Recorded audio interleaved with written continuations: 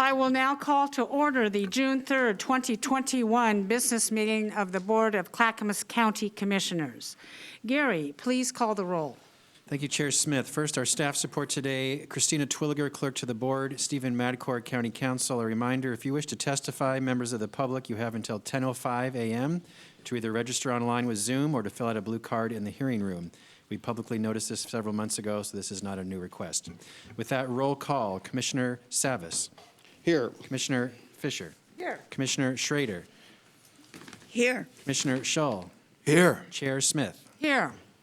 I will now call the roll. I will now lead us in the Pledge of Allegiance.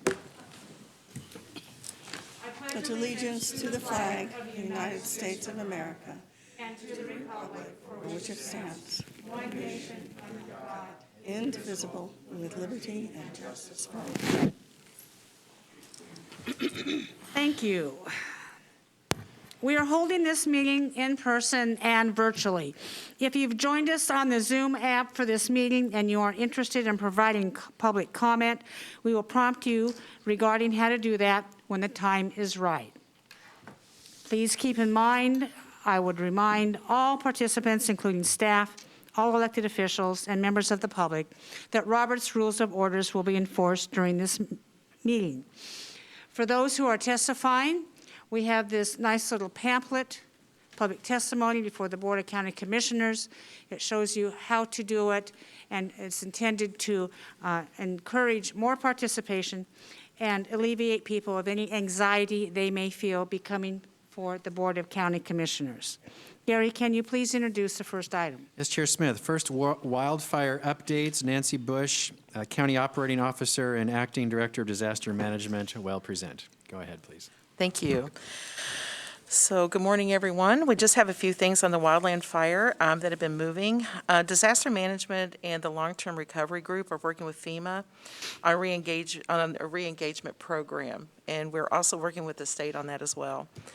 So FEMA is going to bring staff in to meet with individuals that need help processing appeals on their FEMA individual assistance claims. So that is going to be starting, if it hasn't already started this week, it will start very soon.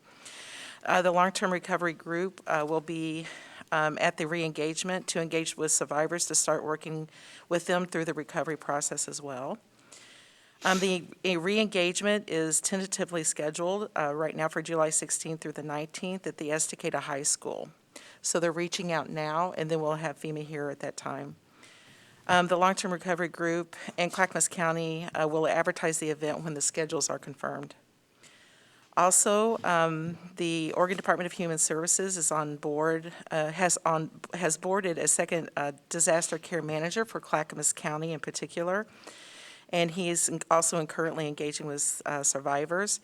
Clackamas County Social Services and the Long-Term Recovery Care Group has begun accepting monetary and in-kind building materials donations, and in order to donate, you can go to ClackCares, ClackCares.org. And there's a donate button there if anyone would like to donate. Also, Social Services is no longer providing any rental assistance for those that were in the fire. The building codes permits, we have a lot going on there. The building residential is now up to 17. Electrical is 50. Manufactured home placement is 9, and plumbing is now at 18, so that continues to grow. Our debris management for the county right-of-way of trees, the county is working with ODOT and consultants to develop hazardous tree assessment procedures. There's been a lot going on, as you know, about trees in the news, so we're working through that and making sure that we are being very careful about what trees that we take down, and the most hazardous trees are being taken down. The private property debris removal, that contractor continues to work with private property owners in debris removal here in Clackamas County. They have completed 23 properties this far, and there are 3 properties that tested positive for asbestos and containing other material. So they're beginning to specialize debris removal on those particular properties because it does take special removal for asbestos. And the tree removal contract continues to work on private property to remove those dangerous trees as well. And that's my update today, Administrator Smith. Any questions or comments for Nancy Bush on the forest fire, wildfire situation? Gary? All right, thank you, Nancy. Next, COVID-19 updates. Philip Mason Joyner, County Public Health Director. Thank you, Gary. Good morning, Chair Smith and Commissioners. Like always, Christina, if you could pull up the slideshow. And Nancy, perhaps for the last time, we'll go through our weekly case numbers before I share an update on the vaccination efforts. Okay, thank you, Philip. So we do have some exciting news, which Philip's going to cover in a few minutes, but we did have our equity plan turned in, and it was approved. And we had, Chair Smith was involved with a lot of that, so we just want to thank you. But Philip will cover that in a little bit more detail. So our first slide here, we have our current case data. And here in Clackamas County, we have 18,385 and 223 deaths. We are up 8 deaths since 5/19 because we haven't had these sessions, so this is cumulative over that time, and up 583 cases. Multnomah County is at 39,640 with 606 deaths, up 10 deaths and 778 cases. And Washington County is at 26,394 total cases with 238 deaths, up 5 and 512 cases from 5/19. Next slide, please. So our case count for the week, it went up 1 from last week, so it's basically stable at this point at 311. So hopefully we'll continue to see that to decline over time. Next slide, please. The county does remain in the high-risk category. We have 151.2 per 100,000 population. Our test positivity rate is now at 7.1%. Philip's going to talk a little bit later about some of the other things that might help us move out of the high-risk category. And our statewide COVID patients on the next slide. You'll see there that is declining here in this statewide, and this is as of 6/2, so this is this morning, and there's 306 COVID-19 positive patients in Oregon hospitals at this time. So Philip, I'll turn it over to you. Thank you, Nancy. The next slide provides an update on the public Oregon Health Authority's dashboard. In terms of our progress for Clackamas County, meeting 65% of those who are age 16 or older being vaccinated. And this data is a little bit old. I made a special request to get the most up-to-date information for this morning. So as of last night, Clackamas County, we're at 62.9%, and there are remaining roughly 8,000 people in Clackamas County that still need to get vaccinated in order for Clackamas County to move to 65%. Which would then allow us to move from high risk to low risk and not have to move backwards any longer. So we are almost there. Just a little bit more effort we need to make to have that happen. The state of Oregon overall is at 66%. So the state overall needs another 115,000 people to be vaccinated to meet that metric of 70%. Once the state hits the 70% threshold, then all counties across Oregon would move into low risk. As Nancy mentioned, we did submit our equity plan last Friday, so that's required. That's the other part, meeting 65% and getting that equity plan in. So the county has turned that in. Really proud of the staff contributions and work to document all the great efforts that we have been doing, what we plan to do next to continue to vaccinate the population and reach communities. Really want to thank Chair Smith for her input. Really bolstering and highlight the transportation and geographic complexity that is Clackamas County that we all know, and highlighting some of the great work we're doing around more community-based outreach, local clinics, and mobile clinics. So we have done with our public health nurses and also partners, I want to recognize them, Outside In, Medical Teams International, American Medical Response, Get a Flu Shot, which is a nonprofit. They've been working with us to go out for folks who are homebound, who aren't able to go to a clinic to provide vaccines. We will continue to do that work as we identify more folks and they reach out to us.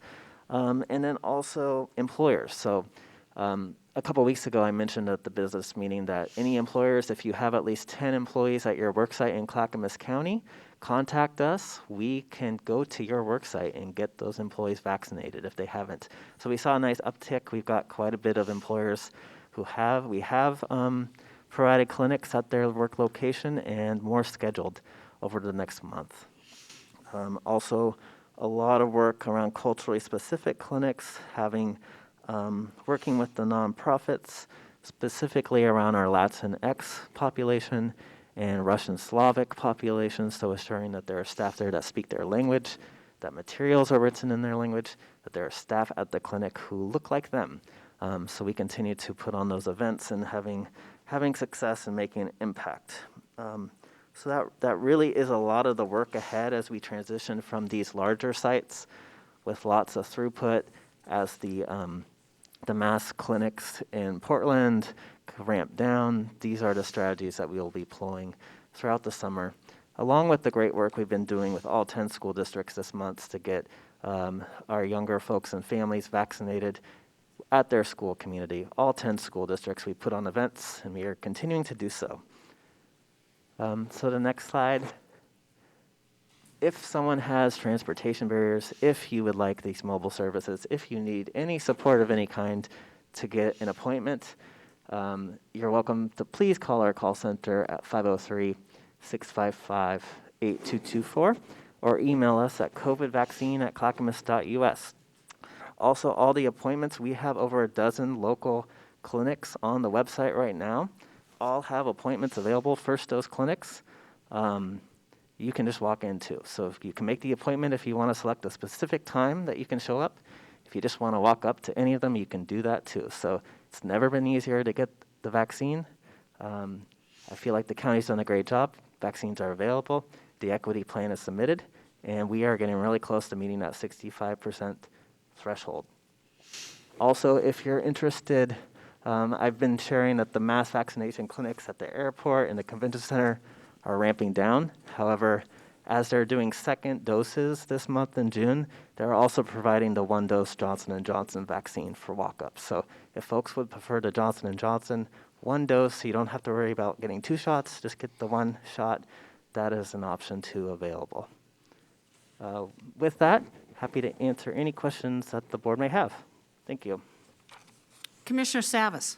Yeah, Philip, thanks for your presentation.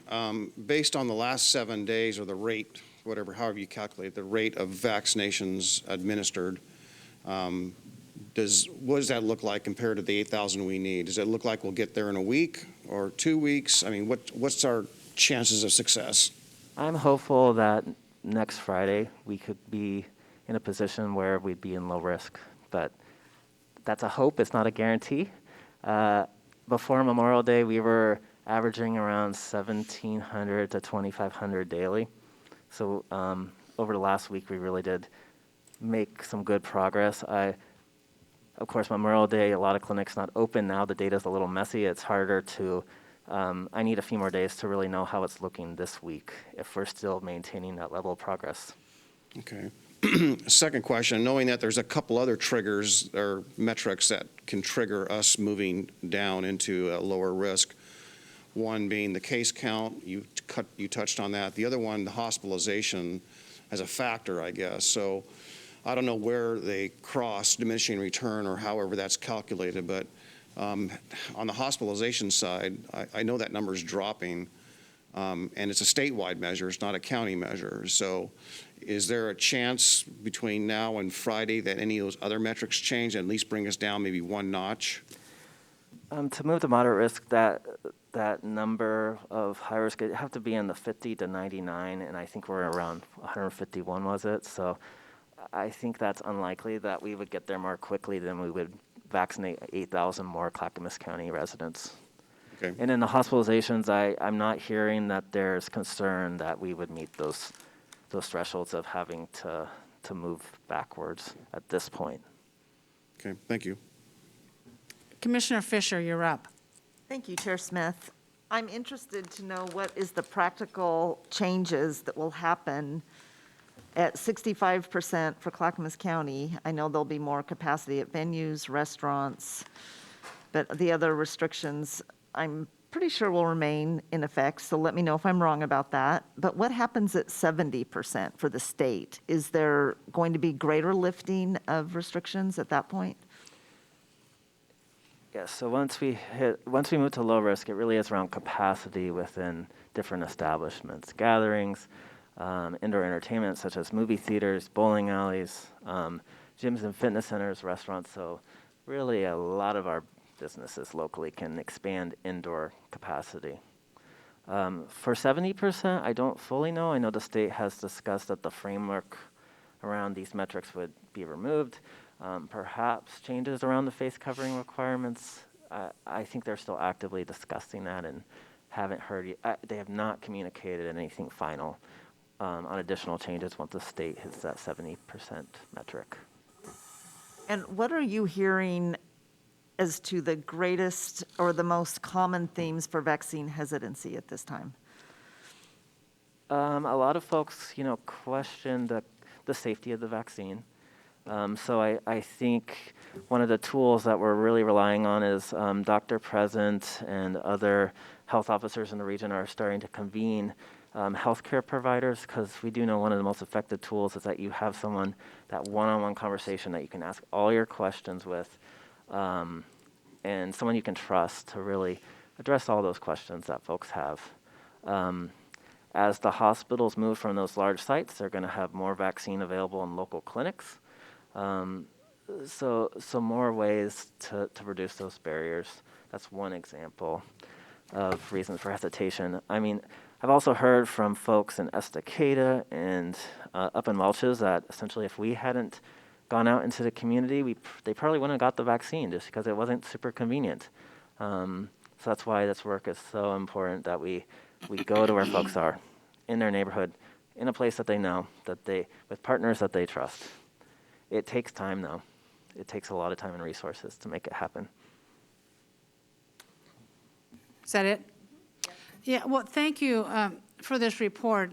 We've been strategizing, and both you and Nancy have been talking to privately and taking the vax out to our public, and just for access, because we do have geographic barriers in this county where the other two counties, our large counties, do not as much. And I think we've worked on that really hard, and you've worked hard on putting together the ideas that you and I came up with. Vax on the road, so to speak. Pharmacies are offering vaccinations. I was happy to be able to add geography. We talked about the equity plan that was submitted last Friday, and staff adroitly made the decision we need to get our equity plan in place so when we hit 65, the time clock starts, and then we could be at the risk level that we need to be within 1 week. And that's why we went ahead and did that equity plan, and you guys were, quite on top of things doing that. I appreciate it. Now, the next question I have, what does 65% look like? What does 70% look like? For those who are not vaccinated and they want to enter a place of, a restaurant, go to a bowling alley, are they going to have to prove that they have a vaccination? At this point, the state law would be that, and I look to Stephen to help me, it's county council, but my understanding is that businesses have the option, they either need to require everyone wear their face covering at this time, or they can check vaccination status and allow someone to not wear a mask if they provide that information to the business. Stephen, could you talk about that? The requirement of vaccinations in businesses, I think the easy term is vaccination passports. It is in a lot of discussions, it is anything but controversial, holy cow. And I just want to talk about it here today. Where it comes from, what's the county's role in this, what businesses do, what people do. Certainly, Chair. Philip's characterization was an accurate one. And could you repeat that? And it is that if you want to go without a mask in a business, a private business, a restaurant, the restaurant, if it allows people walking around without masks, the state's requirements, the governor's order and Oregon Health Authority guidelines state that the restaurant has to have a program in place where the individual without a mask would have to demonstrate that they have been fully vaccinated. Otherwise, it would be such as the county has. You would have a face mask policy applicable to all. So a lot of businesses right now will still continue to have the face mask requirement because it's easier. It's evenly distributed and applied and enforced, and it relieves them from having to be the enforcement mechanism for the Oregon Health Authority. And how do they demonstrate they've had a vaccination? I think you would have to show the card that you get when you get you get a shot. They have two little signatures on it. I have one myself, and I took a photo of it, and that would be sufficient, either the card itself or a photo on your iPhone. Oh, so a photo on your iPhone. Correct. Will work. Okay. And I want to talk to a minute here, and I'm going to take some time on this, commissioners. Some counties, maybe one county in particular, passed a resolution banning what we have termed in society now vaccine passports. They passed a resolution banning vaccine passports in their county. What force and effect of law does, for instance, if this county were to do that, what effect would it have? I think the county you're referring to would be Yamhill? Yep. In Oregon, correct. So a governing body, such as the Board of County Commissioners, will act in a number of ways. You can act by way of proclamation. This is Breast Cancer Awareness Month. You can act by way of resolution. You can act by way of board order. You can act by way of ordinance. The ordinance is what has the force and effect of law. When you do land use ordinances, you do noise of ordinances, we have a whole slew of ordinances. It's applicable county-wide, except it does not apply in cities unless the city agrees to it. So even our county code does not apply to Oregon City or Lake Oswego. Right. But resolutions, as a general matter, are kind of aspirational statements of the board. These are the collective voice of the Board of County Commissioners on this particular topic. They usually do not have the force and effect of law, but there are exceptions. State law requires, for example, that your emergency declaration be in the form of a resolution. That's state law that says that. Also, a resolution for budgeting. That's done by way of resolution as well. So there's a few quirks in state law where it says the county will have a resolution for this matter. But generally speaking, resolutions do not have the force and effect of law such as an ordinance. And that's interesting. So would a ban on vaccine passports fall into either of those two categories that you mentioned regarding resolutions? One more time, Chair, I'm sorry. You mentioned two exceptions regarding resolutions. One is an emergency declaration. I'm sorry. One was budget. Yeah, I understand. Would the ban on vaccine passports fall into either two of those categories? No, Chair, it would not. Okay. You also mentioned ordinances. The county could pass an ordinance. Is that even legal in light of the governor's executive orders and the fact that the Oregon legislature has even given her more power in her executive order ability? It would be my legal opinion that if the county were to adopt an ordinance that ran counter to state law, that it would be invalid from the start. It would be preempted by state law. And I find that interesting in that the elected commissioners on this board have taken an oath in office, and that is to hold up the Constitution of America, the Constitution of the state of Oregon, and to abide by state law. So that puts us in a huge quandary, regardless of our personal opinions on this, and that has been the rub from the very beginning. Governor Brown has used extensive executive orders. She has taken away control of our local elected officials. Oregon law has always stated that county governments are in charge of public health. that the county commissioners are the public health board. But that power has been stripped from us, regardless of any personal opinions we have on that. And that, unfortunately, for many in this room today, unfortunately for some listening out there or not, that is how we're going to have to proceed. I understand the problem that the businesses have in trying to check people who come into their place of businesses. I've been in many conversations with our governor, and I have been very opinionated and forceful. And the very last conversation that we had with her, it was a statewide chairs meeting on Zoom, and she said, quote, "Once this state reaches 70% vaccination rate, all restrictions will be lifted." Now, if she's going to continue to have us wear masks, isn't that a restriction? I would submit you take your arguments to her and the Oregon legislature, who has given her broad, sweeping executive powers. And I will continue to say that today. Now, I have very personal opinions on the vaccination, and I have said that before. I still maintain that it's an individual choice and liberty. And I do not believe in forced vaccinations. And we considered a resolution earlier. It was not what I think this board had originally intended.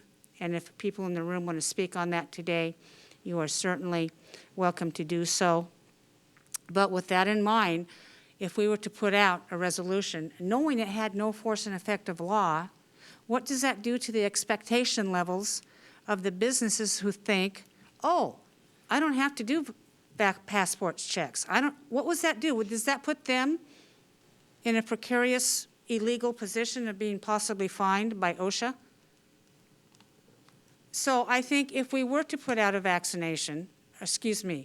resolution banning passport vaccinations, I think that it would create more problems right now.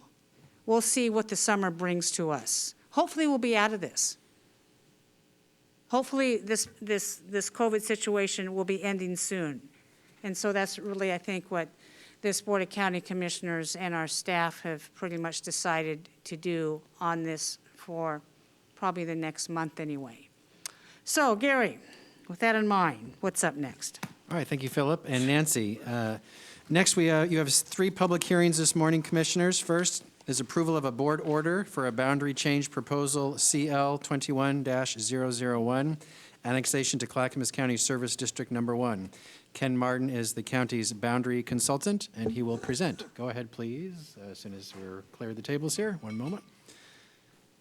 There you go. Ken, when you're ready, please go ahead. These are public hearings. I'm not sure, did you announce the first public hearing? I just did, yes. Yes. Yep. On which number again? 21-001. Okay, so this is an annexation to Clackamas County Service District Number 1. It's a small property, 1.64 acres. The property is inside the city of Happy Valley, and Happy Valley's already approved some land use for a congregate living facility on this particular property. And the district has the service available through lines that are close by, so we recommend approval.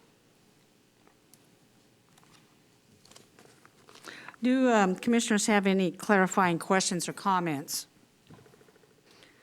I will now open a public hearing on testimony regarding this particular annexation only. Christina, do we have anybody on Zoom to talk about testifying on the annexation of this particular? I do not have anybody And I don't registered. see anybody in the room. Thank you. I will now close the public hearing, and I will accept a motion. I move for approval of a board order for boundary change proposal CL 21-001, annexation to Clackamas County Service District Number 1. Second. Motion has been made by Commissioner Scholl and seconded by Commissioner Schrader. Are there any further questions or comments? Seeing none, Christina, would you please call the poll? Commissioner Schrader, Aye. Commissioner Scholl, Aye. Commissioner Fisher, Aye. Commissioner Savas, Aye. and Chair Smith. Aye, the motion has passed. Gary? Next public hearing, approval of a board order for boundary change proposal CL 20-002, annexation to Clackamas County Service District Number 1. Ken will also present. Go ahead, Ken. This is a larger property, 2.91 acres. This one is a little different in that it's a failing septic system, and so they needed emergency services. The district has the service available. There's no development proposal on this particular site. They just want to fix their system and move on with life. So this one, we'd also recommend approval. The district has lines in the area that can serve the site.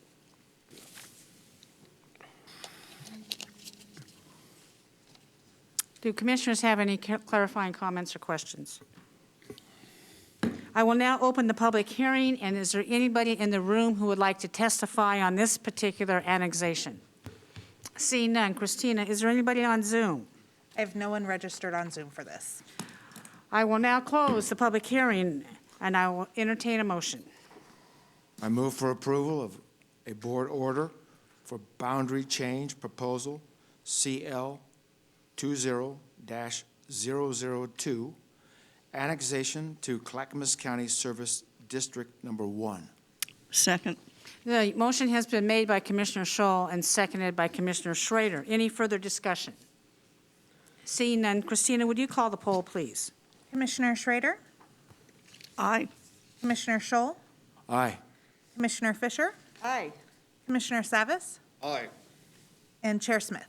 Aye, the motion has passed. Gary, what's the next item? Thank you. Your third public hearing is approval of a board order for boundary change proposal CL 20-005, annexation to Clackamas County Service District Number 1. Ken, go ahead, please.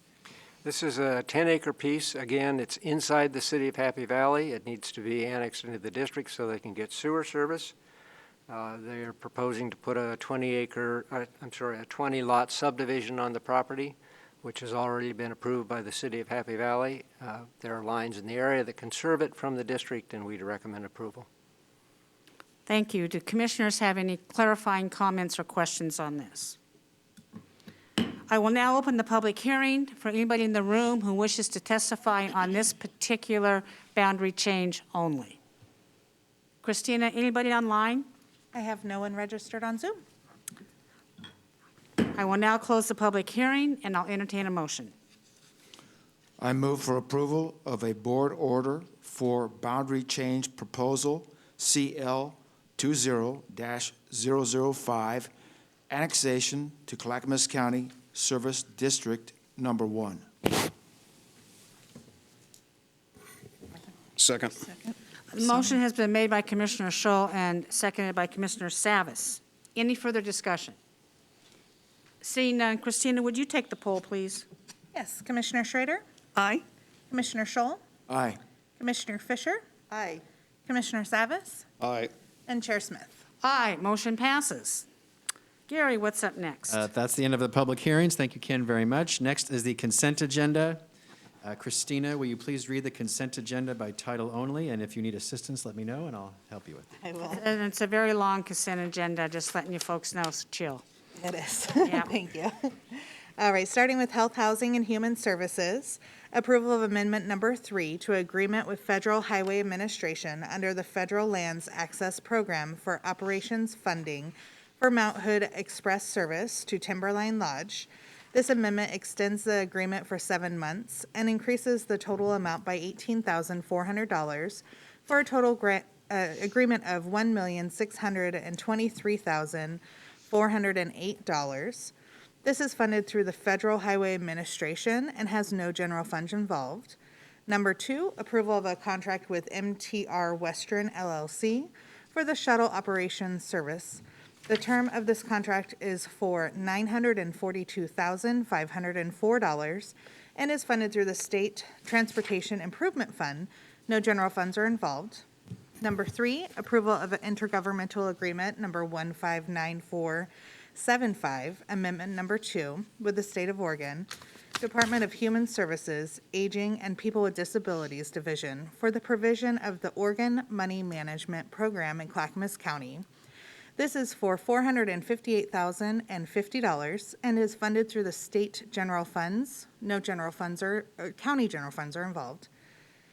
Number 4, approval of a Children, Family, and Community Connections Division of H3S, Health, Housing, and Human Services, to apply to Housing Authority of Clackamas County for supportive housing services. The grant maximum award is $2.5 million. There is no match required and no general funds are involved. Number 5, approval of a construction contract between Clackamas County and Bandland Construction for the Sandy Health Care Center project. This is for $4,738,515 and is funded through the Health Centers Division's funds. No general funds are involved. Number 6, approval to accept a grant award with the Tides Foundation in partnership with Kaiser Permanente for participation in the Virtual Care Innovation Network Clinic Connection Track. The maximum value is $12,000. Is funded through the Tides Foundation. No general funds are involved. Number 7, approval of home loan documents with Webster Road Housing Limited Partnership for the Webster Road redevelopment in Gladstone, Oregon. The home fund is $400,000 and is a long-term loan with 0 interest deferred. No general funds are involved. Number 8, approval of an amendment number 1 to an agreement with Care Oregon regarding crisis respite services provided by Cascadia Behavioral Health Care. This contract is valued up to $364,270 and is funded through the State of Oregon. No general funds are involved. Number 9, approval of an amendment number 1 to a subrecipient agreement with Cascadia Behavioral Health Care for residential treatment services. This amendment adds $12,228 for a new contract value of $334,894 and is funded through the State of Oregon with no general funds involved. Number 10, approval of amendment number 2 to a contract with Line for Life Crisis Line Services. This amendment adds $34,151 with a contract maximum of $167,351 and is funded through the Oregon Health Plan. No general funds are involved. Number 11, approval of amendment number 20 to an intergovernmental agreement with the State of Oregon, acting by and through its Oregon Health Authority for operation as the local public health authority for Clackamas County. This amendment adds a federal award amendment to the Federal Award Information Database. This contract maximum will remain the same at $19,499,741. No additional funds are involved in this amendment.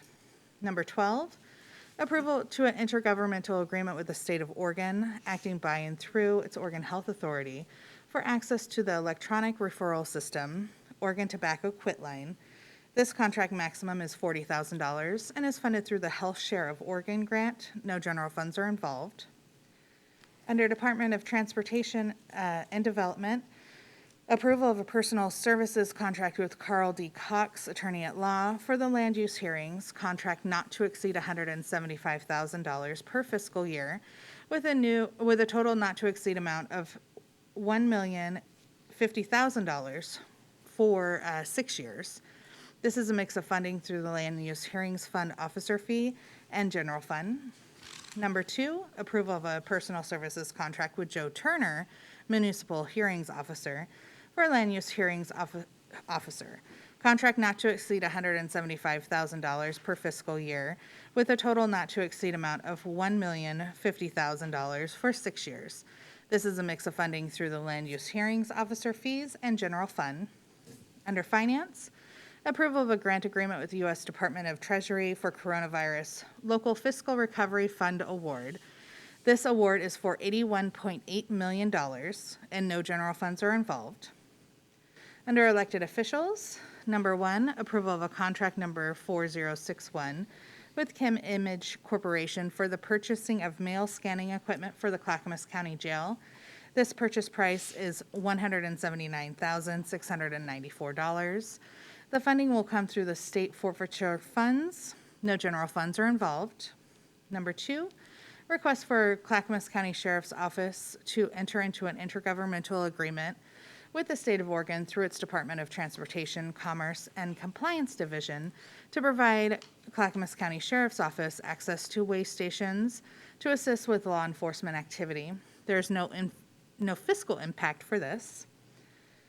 Number 3, approval of amendment number 2 to contract number 4111 with the Stars Cars for Sheriff's Office Vehicle Installation Services. This would add an additional $150,000 to a new not-to-exceed amount of $850,000 and is funded through the Sheriff's Office budget. No general funds are involved. For CCOM, approval of a contract with Oregon Department of Forestry for acquisition of remote dispatching kits related to House Bill 5042, County Communication Infrastructure Grant Program. $298,000 will be reimbursed from Oregon Department of Forestry. No general funds are involved. Number 2, approval of a contract with Motorola Solutions Incorporated for maintenance and equipment of Vesta 911 phone system project. The total contract of over 5 years will be $600,000 and is funded through the Oregon Emergency Management and CCOM user fees. No general funds are involved. Under County Council, designation of newspaper for 2021 property tax foreclosure publication.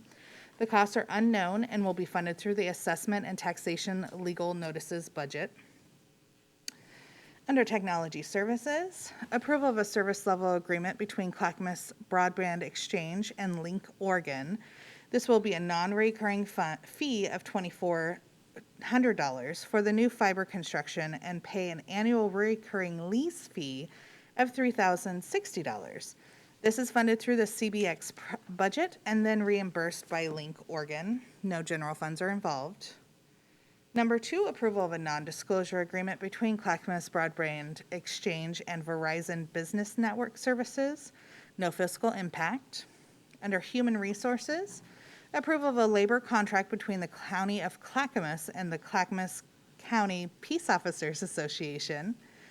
And under Disaster Management, approval of a subrecipient agreement with Oregon State Fire Marshal's Office for the hazardous material exercise with the local emergency preparedness committee. The agreement is for $17,345 with a 25% match will equal $4,336. The match can and will be done with staff time, so there will be no general fund impact. And that is your consent agenda. Very good, Christina. Great job. Need a drink of water? Yeah. Does any commissioner wish to remove any items from the consent agenda? Seeing none, may I have a motion? Move approval of the consent agenda. Second. Commissioner Schrader has moved for approval, and Commissioner Fisher has seconded that. Any further discussion? Christina, please call the poll. Commissioner Schrader, Aye. Commissioner Scholl, Aye. Commissioner Fisher, Aye. Commissioner Savas, Aye. and Chair Smith. Aye, the motion has passed.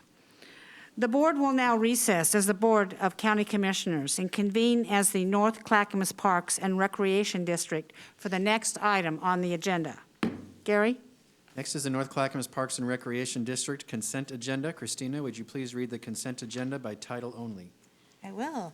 Number 1 is approval of a local government grant program agreement between North Clackamas Parks and Recreation District and the Oregon Parks and Recreation Department for development of Milwaukee Bay Park. The total project cost is $1.5 million, and the required 50% match is $750,000. North Clackamas Parks and Recreation District System Development Charge Revenue will fund the match. No general funds are involved. Number 2 is approval of a notice to a renew lease agreement with Fourth Amendment extension with Phoenix Investment Group and North Clackamas Parks and Recreation District for district maintenance shop. This lease will be for $295,968 over 3 years and will come out of the North Clackamas Parks and Recreation District General Fund. Thank you. Does any commissioner wish to remove any item off this consent agenda?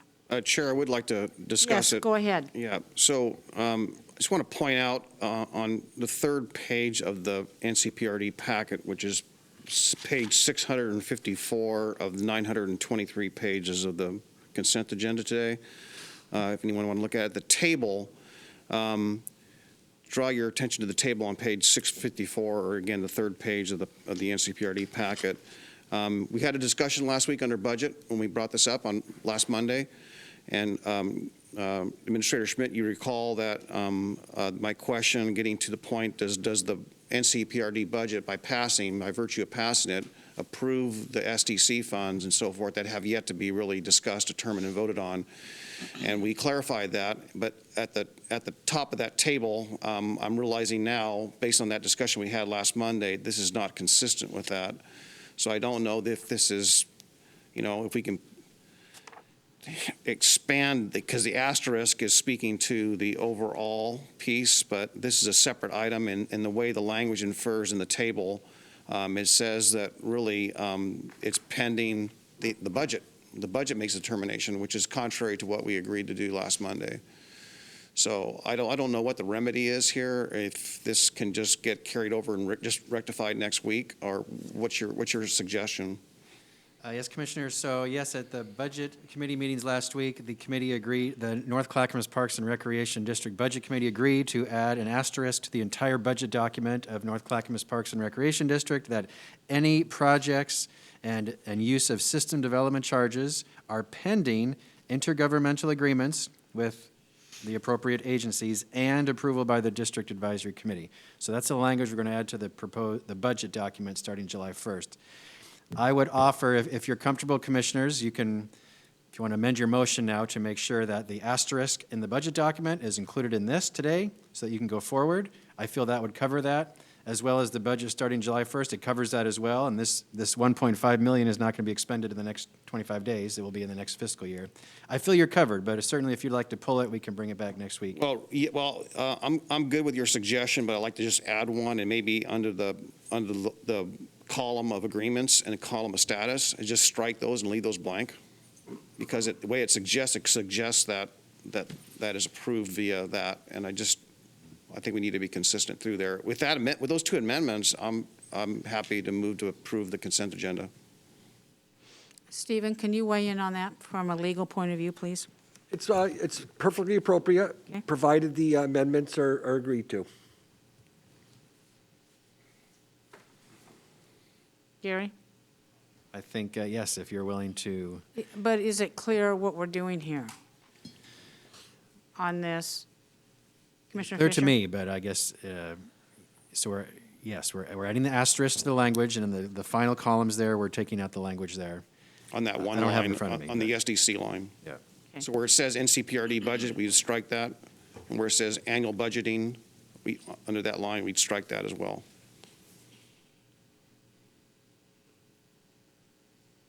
Can you read aloud what line we're striking, Commissioner Savas? So on the table, on page 654 of the entire consent agenda, page 3 of the NCPRD consent agenda item, you'll find the table that says draft funding plan. The third line, or the second line down, says NCPRD SDC Zone 1. If you go across the next column, and then the next column where it says NCPRD budgets, we just strike that and just leave that blank. And then the next column over where it says annual budgeting, strike that.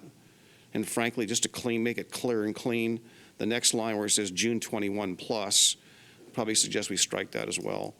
And that way it relies upon the budget document and the asterisk to fill in, to basically address that. And by doing that does not affect any of the funding that was budgeted for going forward, correct? Correct. Got it, I understand. Commissioner Fisher? Yeah, so I'm just not clear as to why we need to do that, Commissioner Savas. I see the words draft funding plan, which tells me that it's not a final, it just communicates to the public what might be possible through this, about where the different resources could come from. So I'm just wondering if there's another way to make it clear without removing it, because the total of 9.6 million at the bottom, I think, is important, and how you get there is important to communicate. How we're anticipating getting there is, I think, important communication. Right, so I'll take another stab at it. So Chair Smith's confirmation that this doesn't change the numbers, I want to just restate, that doesn't change the numbers. We're not removing the amount of money. But what this infers, based on what Gary had said and what our discussion on Monday when we approved the NCPRD budget, is that the budget doesn't make the decision, the final determination as to those funds we're approving it. And this document, messaging, and to those who read, suggests that it does, which is contrary. So all I'm trying to do is clear that out by just blanking that out, those 3 columns to the right, and that will make everything else consistent. Okay, so you're not suggesting to blank out the 2541875. You're just saying what the budget, just the budget, the annual budgeting, and the date. Right. Okay.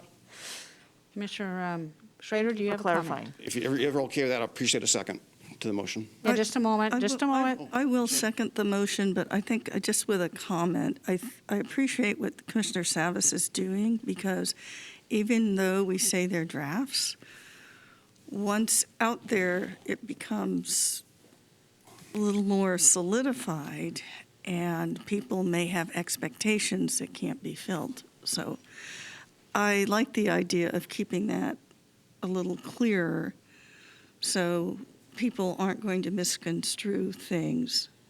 Well, and again, that's more of a political statement than it is a rational statement. I know a draft is a draft, but sometimes the public will take it and run with it, or folks will run with it as if it isn't a draft. So I appreciate your being careful with that, Commissioner. So. Yeah, we had this discussion during the Budget Committee meetings, and I remember it, but I'm going to ask that the motion be restated, Commissioner Savas. Sure. I move that we include an asterisk on that very line we're discussing, which is the second line of the table on page 3.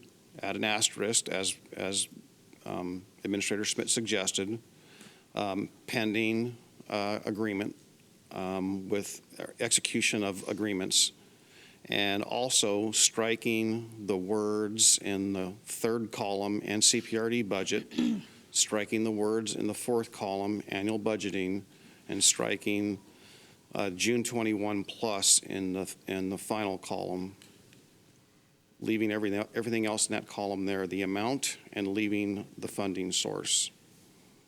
Thank you. Second. Motion has been made by Commissioner Savas and seconded by Commissioner Schrader. Any further discussion on this motion? Gary? I talked with, Heather's in the room, I just talked with her, there's no, this does not change does not change what you're approving today, it still is moving forward with the project, it's totally fine what Commissioner Savas is requesting, it's all good from staff's perspective.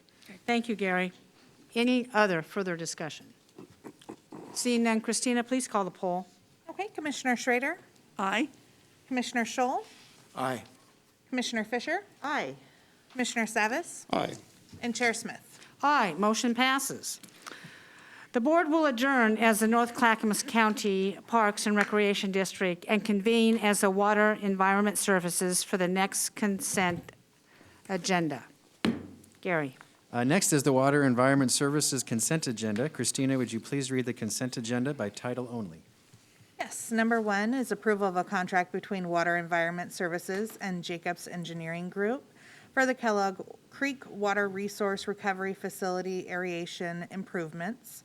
Total contract value is $239,947 until May 1st of 2022, with funding through their capital improvements plan. No general funds are involved. Number 2, approval of amendment number 1 to contract number 4085 between Water Environment Services and Metro Presort Incorporated for the utility bill printing and mailing services. Amendment number 1 adds additional compensation of $350,000 for the total contract of $1,225,000 with funding through Water Environment Services Fund. No general funds are involved. Number 3, approval of a contract between Water Environment Services and Paul Brothers Incorporated for the Tri-City Water Recovery, Resource Recovery Facility Mitigation Planting Project. Total contract value is $162,677 until November 1st of 2021, with funding through the Capital Improvements Plan. No general funds are involved. And that's it. Does any commissioner wish to remove any item? May I have a motion? I move approval of the Water and Environment Services consent agenda. Second. Commissioner Schrader has moved consent of this agenda, and Commissioner Savis has seconded that. Any further discussion? Christina, please call the poll. Okay, Commissioner Schrader, Aye. Commissioner Scholl, Aye. Commissioner Fisher, Aye. Commissioner Savis, Aye. and Chair Smith. Aye, motion passes. The board will adjourn. I'm sorry, Chair Smith. Go ahead. When you're done, I have a question, please. Okay, the board will adjourn as the Water and Environment Services and reconvene as the Board of County Commissioners for the remainder of the meeting. Gary? I apologize, Chair Smith. Our outstanding staff here has reminded me, I'm not sure if you actually had the right motion for the NCPRD consent agenda. Commissioner Savis made a motion which you approved, but that was for item 1. I don't think you approved the entire consent agenda, but I want to make sure if I'm wrong or not. Stephen? Well, we can I think redo you're it. right. I think we just approved that one amended one. We didn't approve the other item. Well, why don't I go back and we will reconvene as, we will adjourn as the Board of County Commissioners and reconvene as the North Clackamas Parks and Recreation District for the approval of any remaining consent agenda items. Further discussion. May I have a motion? I move approval of the remaining items. Second. Commissioner Schrader has moved and Commissioner Savis has seconded the motion. Any further discussion? Seeing none, Christina, call the poll. Okay, Commissioner Schrader, Aye. Commissioner Scholl, Aye. Commissioner Fisher, Aye. Commissioner Savis, Aye. and Chair Smith. Aye, motion passes. We will now recess as the North Clackamas Parks and Recreation District and open as the Board of Clackamas County Commissioners. Gary? Thank you. I'm so sorry for that, Chair, but I want to All make right. sure we got it all covered. Thank you very much. Next is Public Communication Chair. Yeah, up next is public communication. This is the portion of the agenda shall be limited to items of county business which are properly the object of board consideration and should be nonpartisan in nature. As the BCC is a nonpartisan governing body under Oregon Revised Statutes and County Code, testimony is limited to 3 minutes. Comments shall be respectful and courteous to all. As a reminder, you can email submissions for public comment at bcc@clackamas.us, and these will be accepted as part of the public record. However, we will not be reading them at this time due to time constraints. I will now open the meeting for public testimony, and first I will take people who are present in the audience today. Up first is Rick Dodge. Please come forward, state your name, residence, and you have 3 minutes. I'm Rick Dodge, and I live in Clackamas County. I'm really anxious about what I'm about to say, and not in a good way. I'm assuming I cannot remove my mask right now, is that right? Correct. Okay. I appreciate the hard work all of you commissioners put in. I really do. Monday night, 6 o'clock, The Story, the so-called nonpartisan news program that Dan Haggerty, his show was hosted by Maggie Vespa, was probably one of the most disturbing things I've seen, and totally bashed our commission by doing 2 things. One, throwing Commissioner Scholl under the bus, and they managed to put you under the bus too, Chairman Smith. I'm obviously, and that bashing was horrid.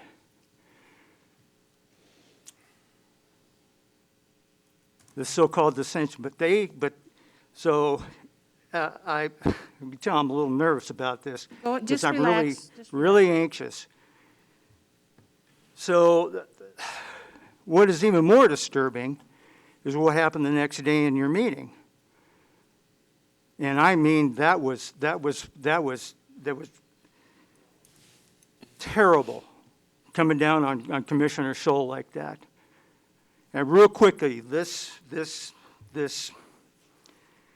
Jim Crow issue, it's interesting how across the entire country, including Joe Biden, who has used that term twice since he's been elected, for whatever reason he wants to, and yet when that term's brought up around this PC crazy cancel culture that we have going on, especially in our state, it's sickening. Everybody's afraid of their own shadow. Everybody's afraid of everybody as far as what they could say, what they can't. So the following day, same program, Maggie Nonpartisan Vespa gets up there and she's just as proud as a pickle because she had the news that you guys had taken away Commissioner Scholl's liaison duties, which is totally unfair. And then Commissioner Fisher goes up there right after her gloating and pours gas on the fire and drives that wedge even deeper into the commission. Now, today's a good example. Everybody's getting along just fine and great. But, Commissioner Fisher, you should be ashamed of yourself. I'm just sick and tired of this. Thank you, Mr. Dodge. Your 3 minutes are up. I appreciate you coming. Up next is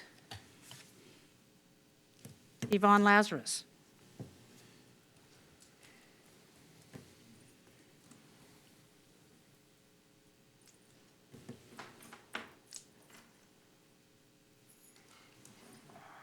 Please state your name, your residence, and you have 3 minutes.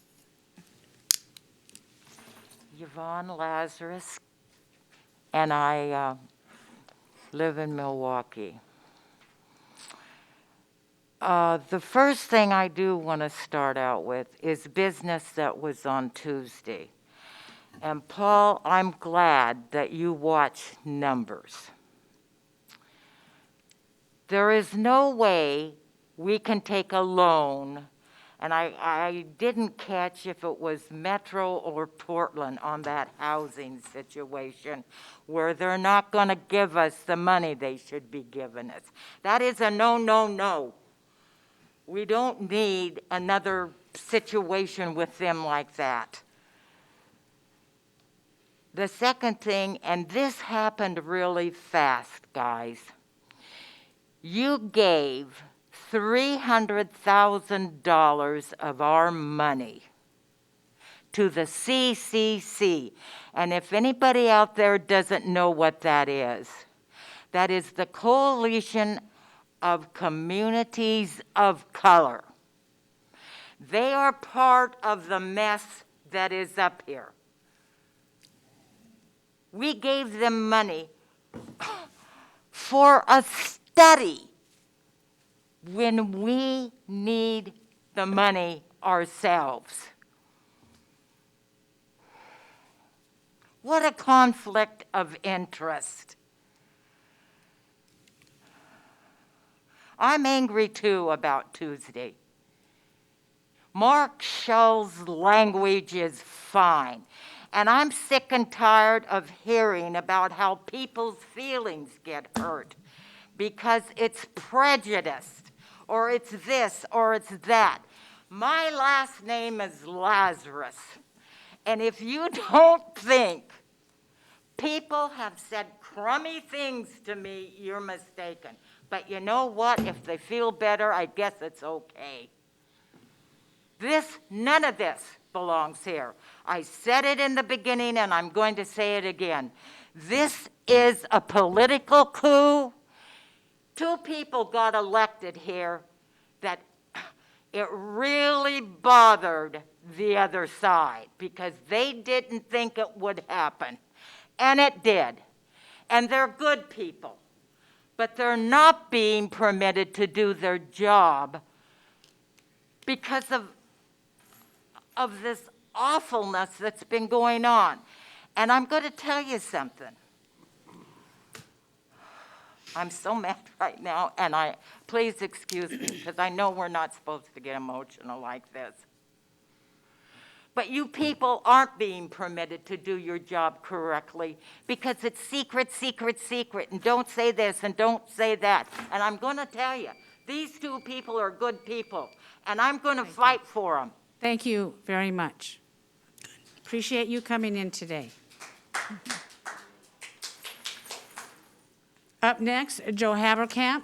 Please come forward, state your name, residence, and you have 3 minutes. I have my glasses today. Chair Smith and Commissioners, I'm really disappointed. I'm thoroughly disappointed. You can take a hero of our country and just shred this man.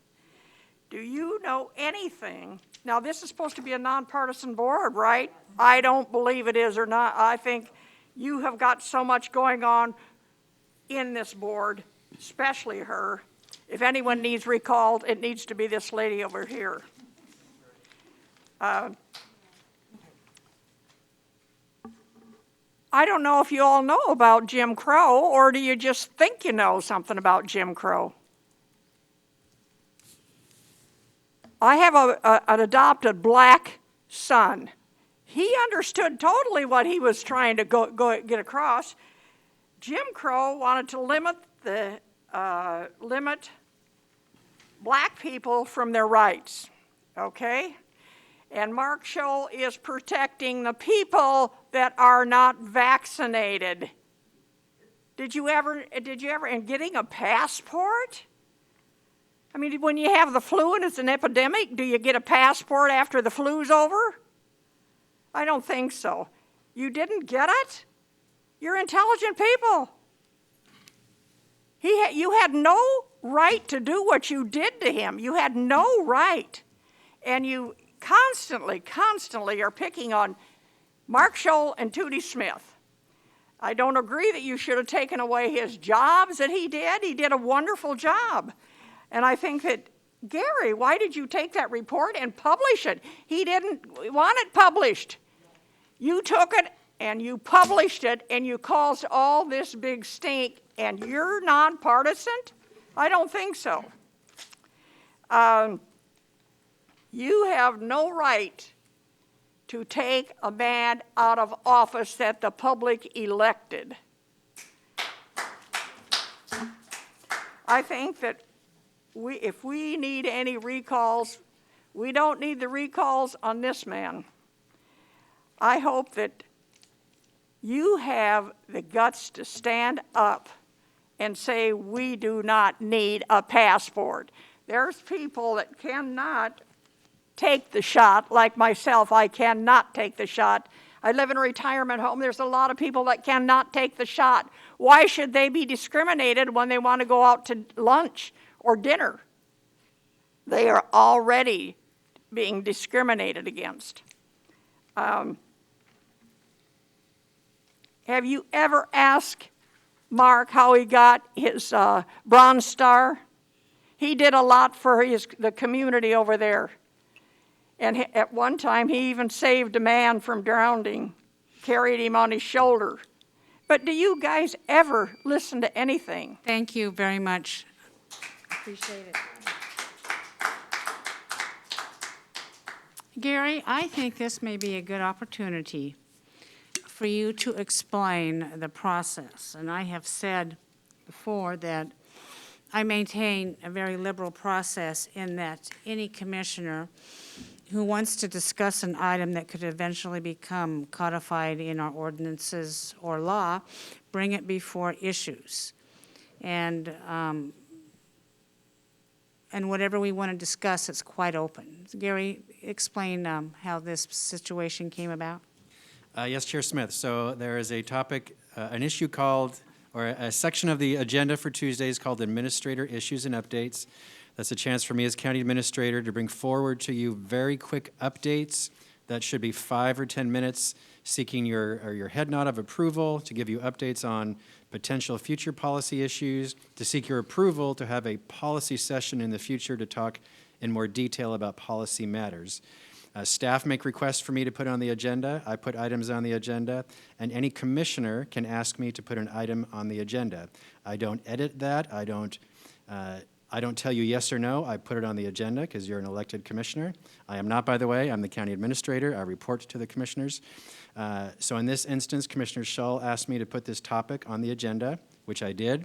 He provided a draft document, which I posted at his request, and then that went on the list, and then the issues, the board talks about it and either makes a quick decision or requests a future policy session for further discussion. That's the process of how the issues list works. Thank you, Gary. Up next is Les Poole. Please come forward, state your name, residence, and you have 3 minutes.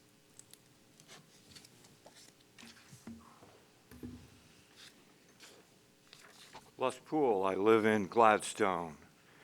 I'd like to thank Yvonne for her heartfelt comments, and I tend to agree with much or most of what I heard from Mr. Dodge. When I was 19 years old and didn't know what I was doing, my mother brought up a word and said, you need to learn this word and you need to use it, and I've lived by it. The word is perspective.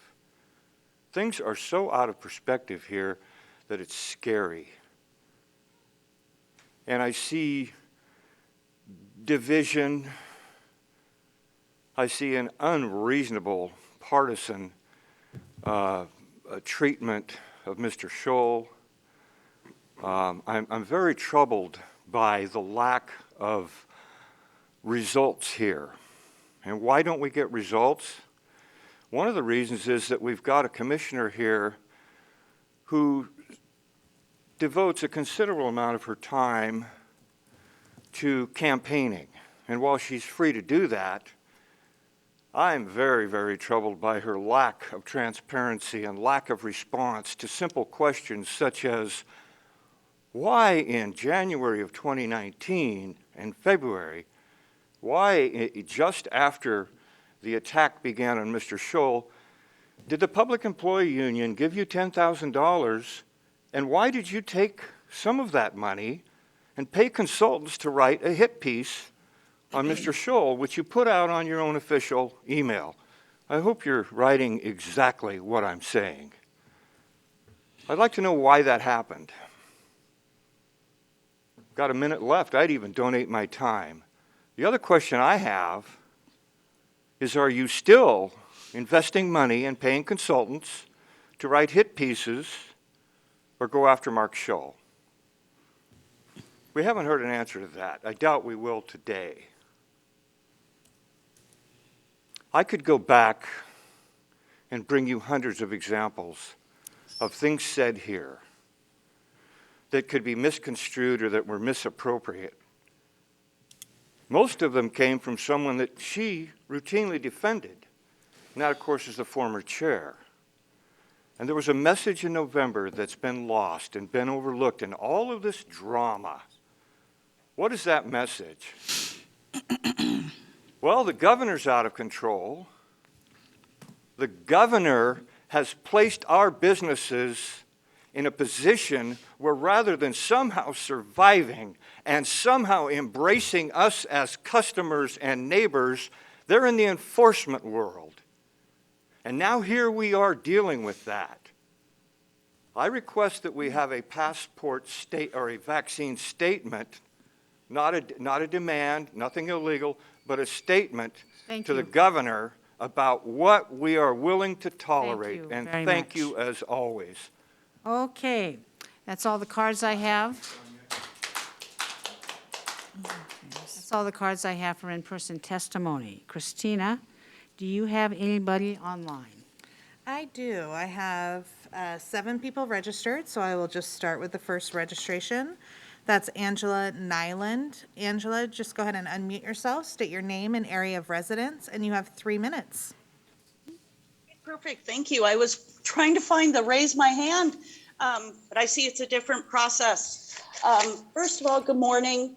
I've got a lot to say, so I won't go into great days and all that. Thank you, Chair Smith, for reminding everyone of the sworn duties of the commissioners. In addition to contacting state officials, which we do, counties should also not roll over to the governor. Counties should band together to push back, not wait another month or another 2 months like we've been doing all year. Commissioner Savas, your stance on Tuesday's call was this is state and federal matter, and shouldn't be something, I'm not going to call it a passport, I'll just call it a pass. It's not something for the county. Well, we have county commissioners and county boards for a reason. The state does not serve counties like the individual counties can. Do we want to turn everything over to the state? Because this is impacting county businesses and county residences. So the county should band together and put a stop to it, not just say, oh, well. Also, there are multiple reasons people do not want to get the vaccine or want to show proof. Health reasons, already had COVID, religion, and sharing of personal information. This includes ID too, because you can't just show your vaccine card. You have to show ID to prove that vaccine card's you. And I have a real issue with handing my home address, giving access to whoever may be standing at a doorway to gain access, otherwise wear a mask. I shouldn't have to share my address. I shouldn't have to show ID. Anyway, the Tuesday meeting was appalling. I'm already seeing separate but equal policies in effect in our local area. Businesses having events for vaccinated people only. Really? I guess I'm not welcome there if I don't have the vaccine. One set of seating for vaccinated people, one set of seating for not vaccinated people, higher education requiring vaccination for in-person learning, online for those not vaccinated. So I don't get access to the teachers like Insight students do because, I'm online. And these are in, my tax dollars go to these schools. That's horrible. I thank Commissioner Scholl for starting this conversation. I applaud Yamhill County. I'm frankly ashamed our county has not followed suit sooner. We should have led before Yamhill County. I mean, there's been the letters from all the county commissioners sent to the governor. Take the next step. Okay, thank you, Thank you Angela. very much. I want to make a comment to Angela Nyland. Thank you very much, but I think there's some confusion. The resolution regarding vaccine passports that Yamhill County passed was not the same resolution that Commissioner Scholl submitted. Had it been the same, we might have had a different outcome. I hope you all realize that. Up next, Christina. Up next is Michael Weber. Michael, go ahead and unmute yourself, state your name and area of residence, and you have 3 minutes. Thank you, Christine. Michael Weber, Michael Weber, Jennings Lodge.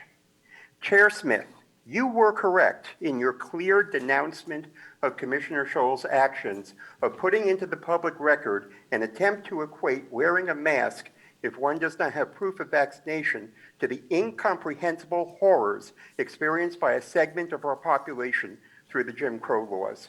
Yes, everyone has a right to their opinion, but everyone needs to know that sometimes stating one's reprehensible opinions in public, especially someone in authority, has consequences.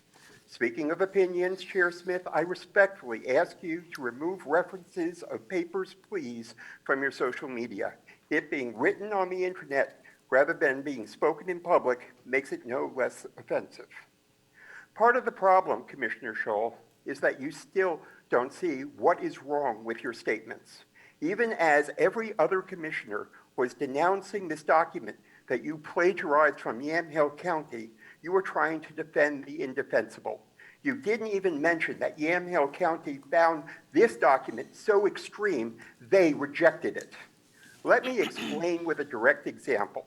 Under a vaccine passport policy, a person who entered a business without a mask or proof of vaccination would be asked to put on a mask before shopping. Under Jim Crow laws, a black person who tried to shop at the wrong store could be arrested or even lynched for this transgression. The two are on completely different moral planes. Your inability to see why your words are harmful to the community at large and the effect it has on how people perceive Clackamas County make you as unfit to serve as a commissioner as does your poor judgment, which is reflected by not only your choice not to clear the document with legal and administrative staff before putting it into the public record, but also your recent visit to the homeless on the Springwater Trail without checking with your knowledgeable departments, as evidenced by not having a single professional accompany you on your attempt to miscategorize the homeless narrative. On the topic of your constituents, let me clear something up. Your constituents are not just the 22% of this county who voted for you. It is the 430,000 Clackamas County residents, as your actions affect each and every one of them each and every day. You and Chair Smith take pride in your fiscal conservativeness. You have the opportunity to save the county hundreds of thousands of dollars by stepping down now and not forcing the county to bear the cost of a special recall election. Thank you. Thank you, Michael. We'll Go ahead, and- Christina. Okay.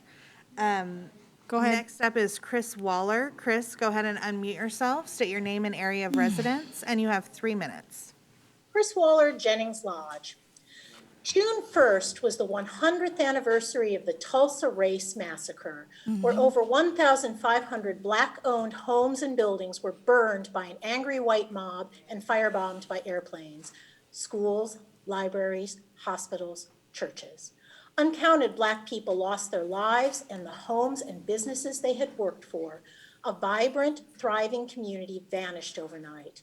Mr. Shull, the Tulsa Race Massacre is an example of the harm fueled by Jim Crow laws and widespread deprivation of civil liberties. Unfortunately, it's just one event in a sad litany of oppression. That's really not Clackamas County business.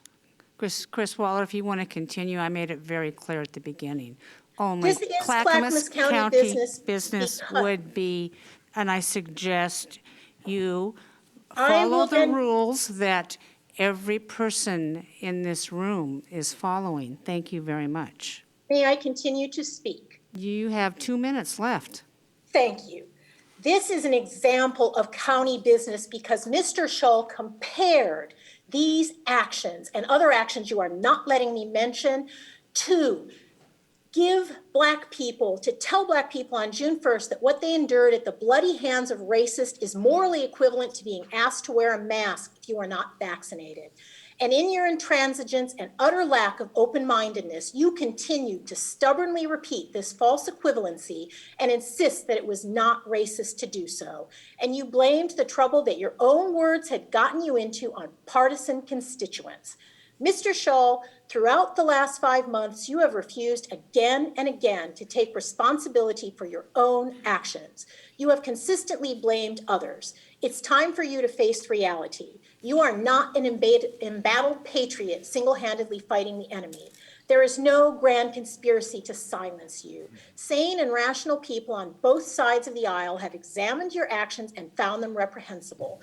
I do not know if you are capable of introspection, but if you are, it's time to take a look within. When all of those outside your small and partisan echo chamber let you know that you have erred, it's folly to claim that they are silencing and canceling you. Mr. Shull, if you do not have the perceptiveness to be aware of the damage your actions cause to others or to realize your own need for growth and behavioral change, you do not have the skills needed to be a public official who must be sensitive to the needs of all. And Chair Smith, if you choose to silence one voice that you think is not on topic, perhaps you should think about the others that were equally not on topic. Thank you. Thank you, Chris. We'll move on to the next. We have Bill Ware. Bill, go ahead and unmute yourself. State your name and area of residence, and you have 3 minutes. Yes, good morning, Chair Smith and Commissioners. Bill Ware, Damascus. I want to comment about what happened at last Tuesday's policy meeting. To me, just like the censor process last January, it's a political power play to facilitate the nullification of Commissioner Scholl's victory last November. It's highly unlikely that Commissioner Scholl's resolution would have made it as a front and center discussion topic instead of a bottom of the agenda item without review by the county administrator and chair, who are the ones that set the agenda. It was posted online several days before the meeting. There was plenty of time to pull it before the meeting to finalize the language. Instead, the commission as a whole turned it into a political virtue signal episode. One thing that supports my view is the role Commissioner Fisher played in this dirty trick. At approximately 3 minutes and 39 seconds into the meeting, as she was starting her rant against Mr. Scholl, her cell phone rang. Instead of shutting it off, she fiddled with it, striking several keys to keep it open.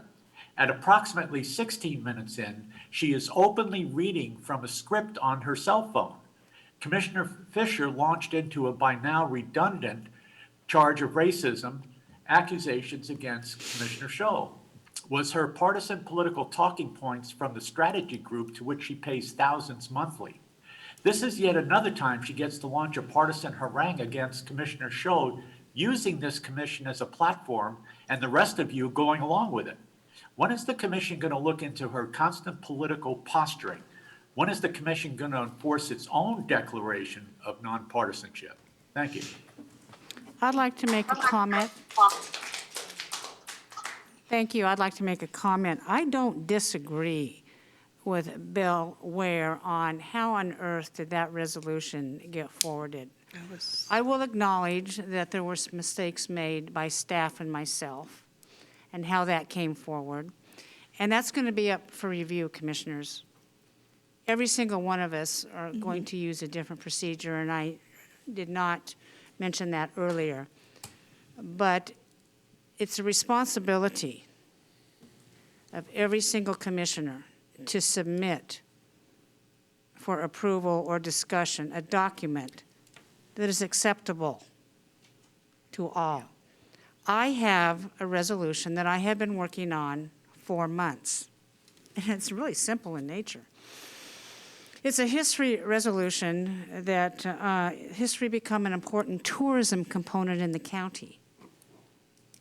16 set of eyes have reviewed that document before I brought it forward in our issues.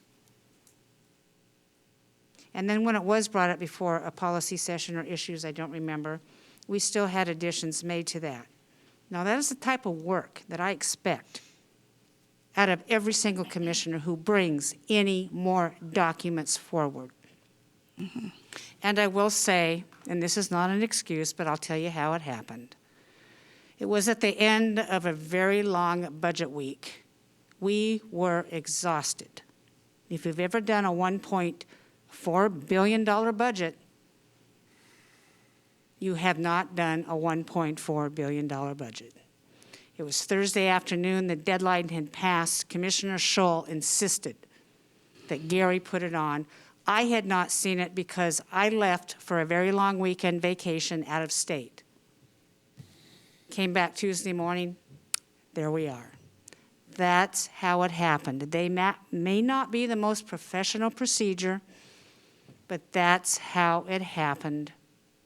And as chair, I take responsibility for everything because my head's on the chopping block anyway. But going forward, there's going to be some changes in how this commission does business. Commissioner Schrader. Oh, thank you for that, Chair Smith. Well said.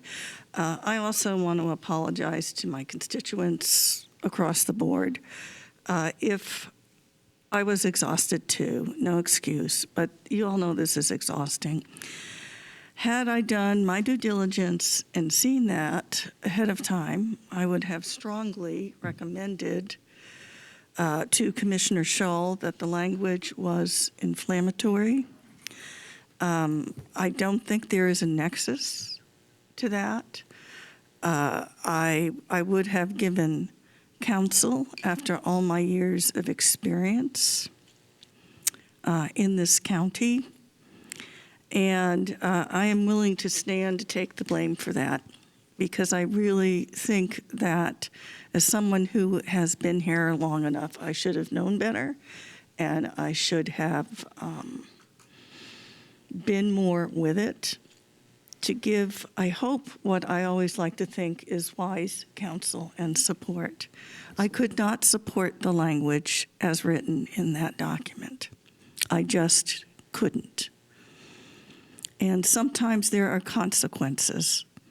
And I will tell you, in many ways, I feel as if my trust has been betrayed, really. And that is not an easy thing for me to say. And in terms of my colleague, Commissioner Fisher, it is not helpful for us to work as a team if we continually falter and are not respectful. I have said this before. I deeply respect Commissioner Fisher's because of her heart for homelessness and houselessness. I have respected all of my commissioners. And I think it's time we move forward with moderation and grace. Okay?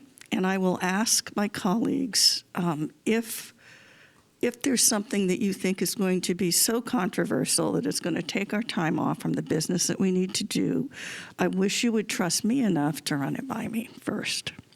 So I'm at fault here. Thank you, Commissioner Chair Smith. I think that you have acknowledged that we should have been more on the ball, and that is absolutely true. And I do not blame our staff.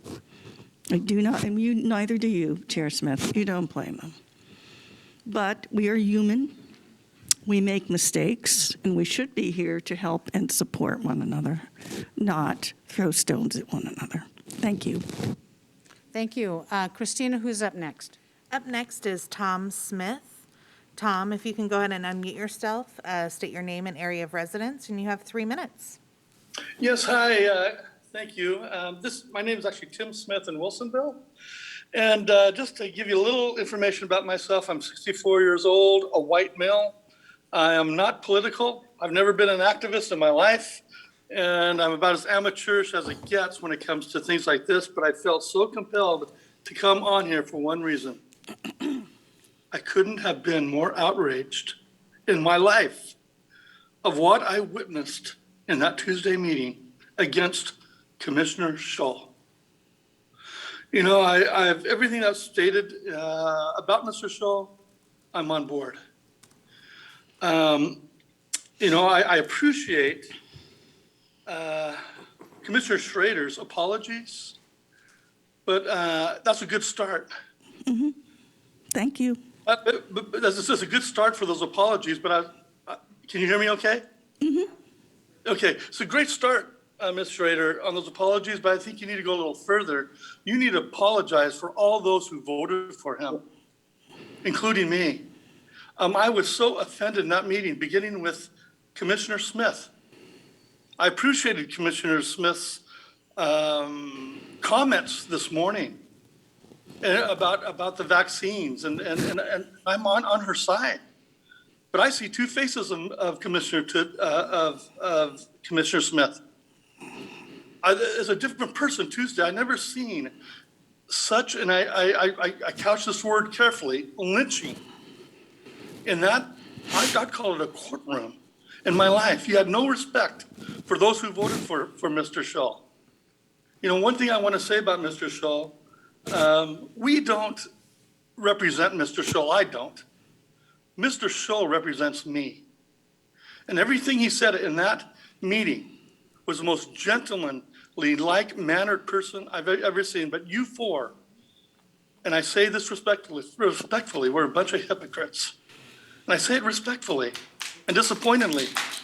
So everything that's said regarding Mr. Shull, I agree with, and I can add more, but I don't think it's necessary. If I were to add more, I came prepared to say this. I'm appalled the way Mark Shull was treated, disrespected, undermined, villainized, and character assassinated. And he took it like the most respectful human being I've seen. When I saw Paul Savas chip in, he only reminded me of, I got to be honest with you, you know, a yes man, a total yes man. And these apologies, Ms. Schrader, is the best I could hope for. But this is what I would want as a solution. I would like to see a written explanation from all four of you. why you treated Mr. Scholl this way, because you didn't treat him this way. You treated the majority who voted for him this way, and I take personal offense. Thank you very First much, time I've Mr. Smith. Your time is up. Thank you. I'll be looking forward to that result. Okay. Next up, we are moving to Connie Lee. Connie, go ahead and unmute yourself. State your name and area of residence, and you have 3 minutes. Connie Lee, Lake Oswego. Senate Bill 398 was passed by the Oregon Senate on Tuesday by unanimous vote. Now only Governor Kate Brown's signature is required to classify the display of a noose, the symbol of lynching blacks, as a crime of intimidation in Oregon. On May 4, Marissa Madrigal, Chief Operating Officer for all of Metro's facilities, asked the Clackamas Commissioners to help her employees at the South Metro transfer station by condemning racist slurs and actions, including the placing of a noose at their work site. Though Chair Smith did express some horror regarding the racist acts, she quickly changed tactics and interrupted Ms. Madrigal several times, berating her instead of expressing compassion for the employees at the transfer station. Berating a person reporting to the board is out of line, but berating a person who is telling you about racism in the workplace here in Clackamas County is completely unacceptable. Chair Smith also implied that Ms. Madrigal's report may be untrue. She essentially said her words could not be trusted and she would have to check up on Marissa's version of events. Another thing to consider about the situation at the transfer station is that the employees, especially those that are BIPOC, have been harmed both physically and psychologically by the racist actions and words. Remember, a noose is a death threat, and carrying around fear for a long time causes harm within the body, which turns into something like high blood pressure or heart problems or respiratory problems and many more health problems. The CDC declared racism as a health crisis for this and other reasons. I would like to think that individual commissioners reached out to Ms. Madrigal and to the Metro South transfer station employees to let them know that they condemn these racist actions and that the commissioners have their back. Please let me know if any of you did that. And please consider passing some sort of condemnation of the racist acts at the Metro South transfer station. I realize that the board has passed an equity measure, but racial justice Thank you very is much, not Connie a Lee, one for your and done comments. effort. Thank you, Connie. And we have one last one. And I'm going to comment. Oh, perfect. Okay. You talk about professionalism, Connie Lee, and when the Metro COO came forward on a totally unrelated topic, she totally caught this board by surprise because we did not know that action happened. A week and a half prior to, we did not know. And usually what happens between jurisdictions, and I've done this often, I reach out, I pick up the telephone call, and I call my colleagues in Washington County, and I call my colleagues in Multnomah County, hey, is this true or not?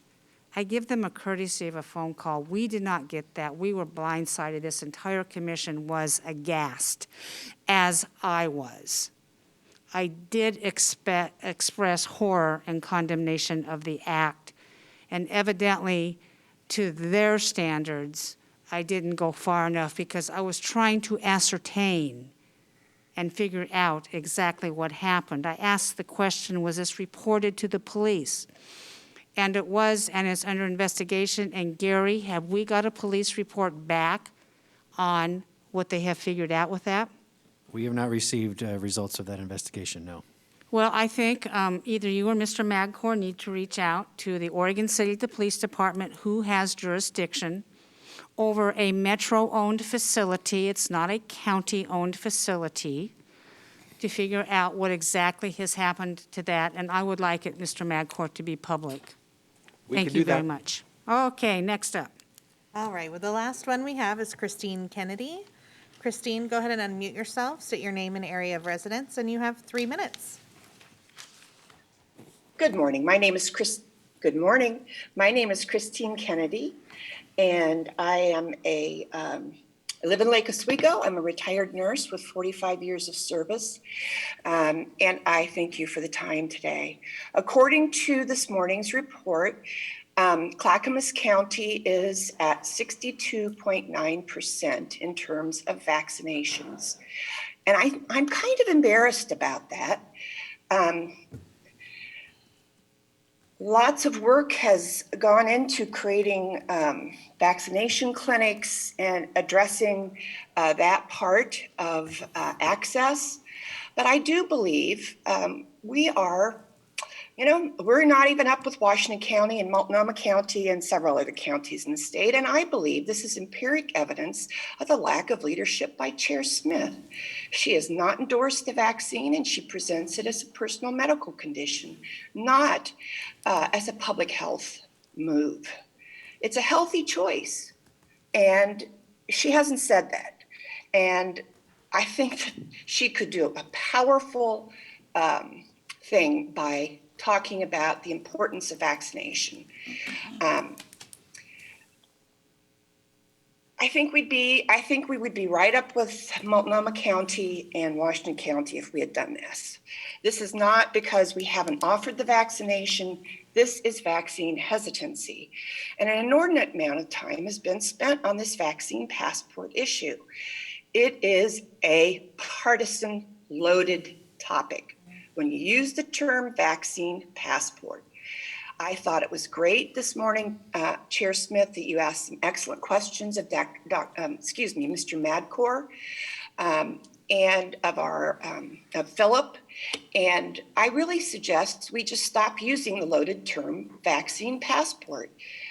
It is easy. You talk about proof of vaccination. And there are very important reasons why we should get vaccinated. When you get vaccinated, you get a little card.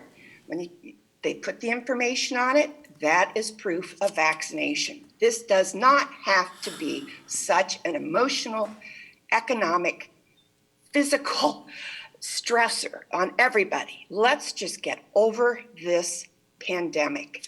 2 weeks ago, I wrote Ms. Smith asking for her full-throated support. I haven't heard back from her policy expert. I'd like to see Dr. President invited to the next meeting to address some of the issues about vaccine hesitancy. The commissioners have no business making Clackamas County a haven for those not vaccinated or those who feel that the pandemic is not a real issue.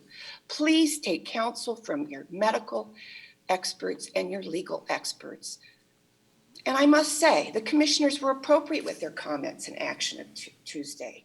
It is a gross misconduct. Thank you very much, Ms. Kennedy. Thank you very much. I appreciate your time. I'd like to offer up some corrections. This caller, I believe, was inaccurate in their presentation of some information that she came forward. I don't believe any commissioner has stopped the vaccines. In fact, my actions have been to implement programs that other counties have not had because of our unique geography and knowing who our people are.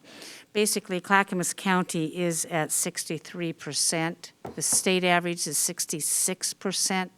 Clackamas County is only 3% below the state average.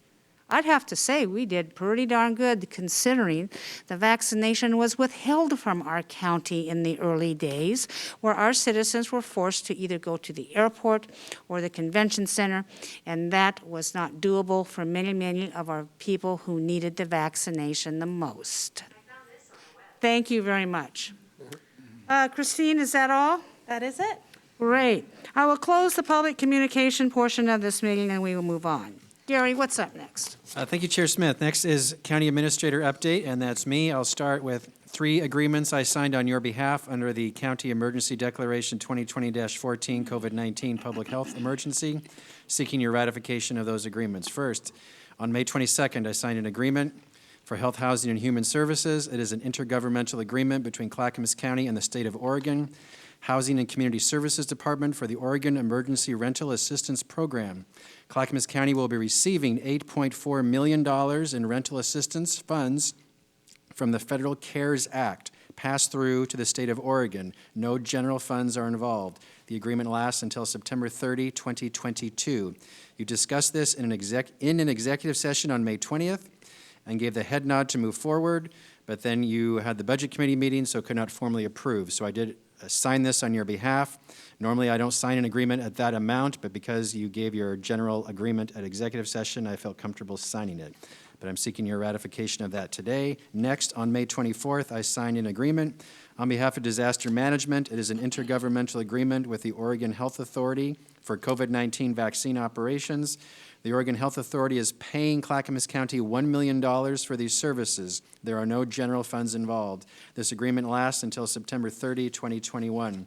Finally, on May 26, I signed an agreement for disaster management. It is an amendment to a subrecipient contract between Clackamas County and the Clackamas County Children's Commission for an Emergency Solutions Grant COVID-19. This provides rapid rehousing services to those impacted by COVID-19. This is funded by Federal CARES Act funds. No general funds are involved. This amendment does not add any additional funds. It only extends the time of the agreement now until December 31st, 2021. I'm seeking your ratification of these 3 agreements I signed on your behalf. Thank you, Gary. I'll entertain a motion. I move to ratify these items. Second. Commissioner Schrader has moved, and Commissioner Savas has seconded the motion. Any further discussion? Christina, please call the poll. Okay, Commissioner Schrader? Aye. Commissioner Scholl? Aye. Commissioner Fisher? Aye. Commissioner Savas? Aye. And Chair Smith? Aye, motion passes. Thank you very much. Gary Schmidt, good news. Next, some good news I'd like to share with you today on behalf of our staff and the work our staff does. First, on July 1st, 2021, the Housing Authority will have a new resource to help those who are homeless or at risk of homelessness. This new resource is known as the Emergency Housing Voucher Program, or EHV. Unlike regular housing choice vouchers, the EHVs include funds for application fees, deposits, and other barrier removals to help those most in need. Clackamas County has been awarded 40 EHV vouchers. They are limited term and provide rental assistance for 3 years with the potential to extend assistance for as long as the family needs. The anticipated financial award to us is dependent on how fast we can successfully house these 40 families. So the faster we house all 40 families, the higher the funding we will receive for this program. It is estimated this 3-year award could be worth $1.5 million to Clackamas County. So starting July 1st, we will extend these resources and serve as many people as we can. Next, our Behavioral Health Division received some good, kind words from the Executive Director of the Estacada Food Bank, who wrote to us, "At the risk of repeating myself, I want to express our thanks to your team for all your support this past year through your GO teams and now the Safe and Strong program. As a rural community without availability in terms of mental and emotional health support, the presence of your GO teams on site have provided a beacon of light over the past year. I know that both our customers and our staff have felt deeply supported. I hope this valuable service can continue in the future.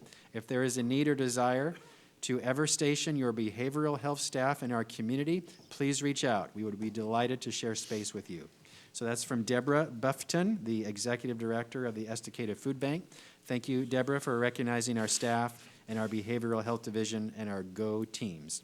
That is my update today. Thank you, Chair. Thank you very much.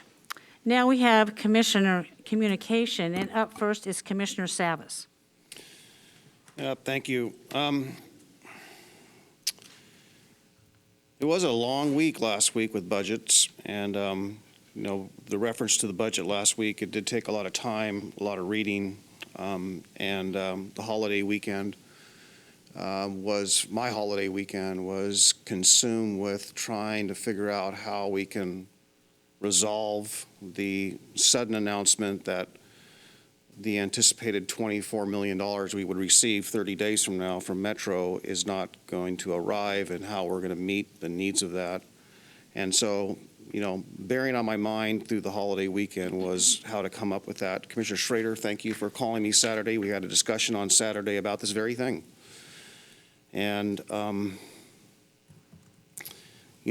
this is a tough job. It weighs on you every day of the week, regardless of the holiday.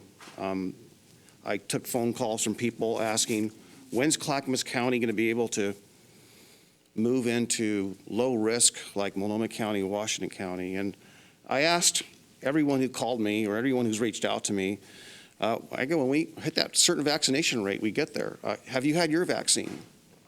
And most people had their vaccine, but not all.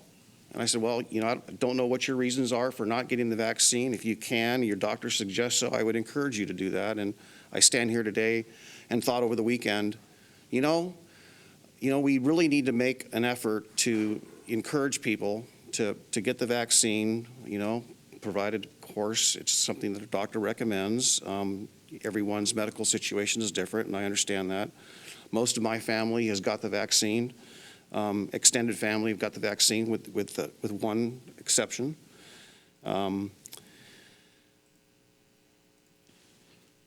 We have heard over and over that the counties, I think there's the assumption that the counties have some power over the citizens of the state, or somehow we have power that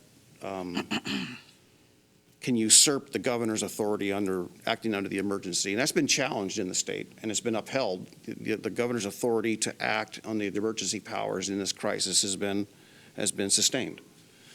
And we have to recognize that. So I think that a lot of people feel that maybe we have these powers that we don't have. I know that if you want to get on a plane, you need to basically validate that you don't have COVID and you've got a vaccine. But the other thing I was thinking about this weekend is, geez, if you want to put your kids in school, you need to have your vaccine. Your children need to have vaccines before they can go to school, public school. We pay our taxes, our state taxes, and they go to public schools, and yet if your kids aren't vaccinated and you can't prove your kids are vaccinated, and there's 10 vaccines, by the way, I just checked this morning, there's 10 vaccines required for children to enter school. And, I know that some people chose not to have their children get vaccine, and some people have ended up homeschooling because of that very thing. I know people that have done that very thing. And so it's clear to me that when people have an idea or something is forced upon them, or they feel their rights are violated, I think there's a natural reaction to push back on that or ask why. And I think that's a natural thing to some degree. But we do want to hopefully get to the point to where the emergency, this pandemic emergency is resolved, is behind us, and the governor can waive that declaration of emergency. We can get back to normal. We all hope that, and I hope that everyone does their part. Earlier, I think it was last year, I said, you know what, we're at war, and we're at war with COVID-19. And I came from an area and a time, as a lot of us did, and I'm not a veteran, and I great respect for all of our veterans, but I always said that, in the days that I lived during the war, the Vietnam War at the time, that there was so much patriotism, you could cut the air with a knife. We were all together. We were working hard, those who were in the industry, defense industry or whatnot, everyone trying to do their part to stick together. And in world wars, we've done the same thing. We've all come together. And I just hope that at times like this, it's been very stressful for everyone in this country in the last several months, over 14 months now, or 15, 16 months, the stress that this has all put upon us and the pressures we have today that are before us. And then with all the racial situations that have happened, George Floyd, so on, we're at a time and place, point in time that we've never been at before. But the pressures upon us and our experiences in life are different. Every one of us in this room have had a different experience. I've watched and seen people get beat. I've watched and had friends of mine that were discriminated against very heavily, and those experiences weigh on you for the rest of your life. When someone passes away, and you speak to and a friend of mine, his father passed away. I knew his father and saw him, and I didn't know what to say. I always struggle with what do you say when what do you not say when someone experiences something and you don't want to hurt their feelings? It's not a matter of being bold or not being bold. It's not a matter of being brave or not having the fortitude. It's about how are you being sensitive to that person in that moment to make sure you say the right thing, to not hurt them. And that's the type of situation I think we find ourselves in at times when certain classes of people that have been marginalized, that we want to make sure that we have and we are sensitive to their needs. And when we take the oath and we run for office, I don't represent myself. I'm representing the 400 and some odd people that I took the oath to serve. And they don't all have the same opinion, we know that. It's a difficult job, and there's no way that I expect ever to be right all the time. I'm not going to be. I make mistakes, I'm human, I'm imperfect, I'm humbled, and I realize that. And I think that when people comment and they see the news, they don't understand the full context, or they don't have all the information on how things happen. And when we've heard every time, how many times have we been here as commissioners, my 10 years here, and had one particular controversy over another and been shot at, which is fine. I mean, we expect that.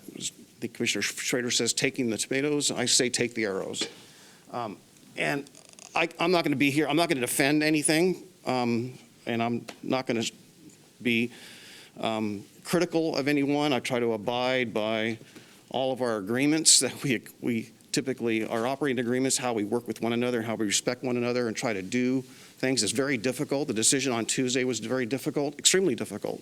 If anyone thinks that was easy, not easy, nor was it in January, was it easy.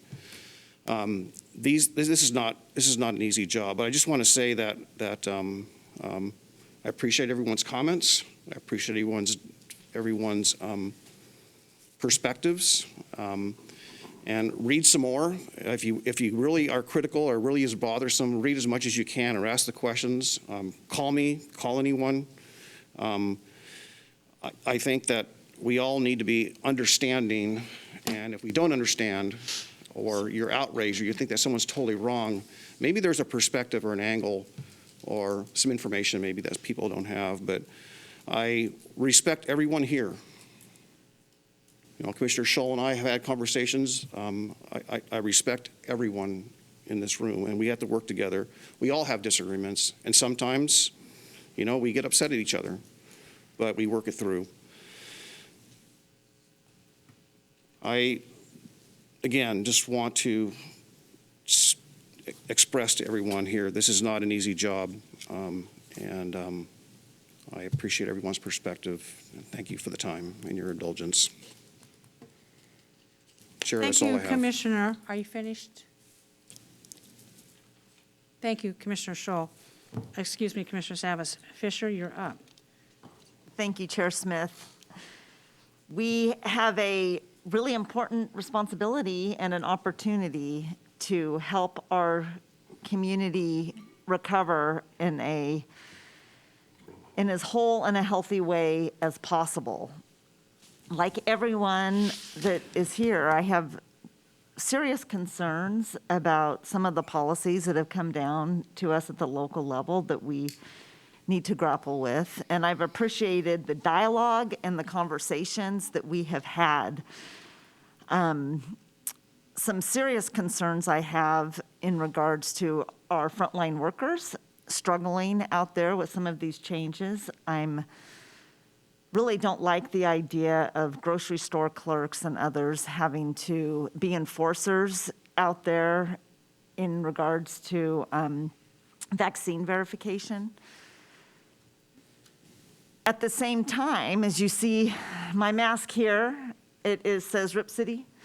I did one of my COVID goals when COVID came down was to attend sporting events, because before COVID, I just took it for granted that I could go to a Blazer game or a Timbers game, and even though I enjoy doing that, I very rarely ever went. So I said to my husband, we are going to go.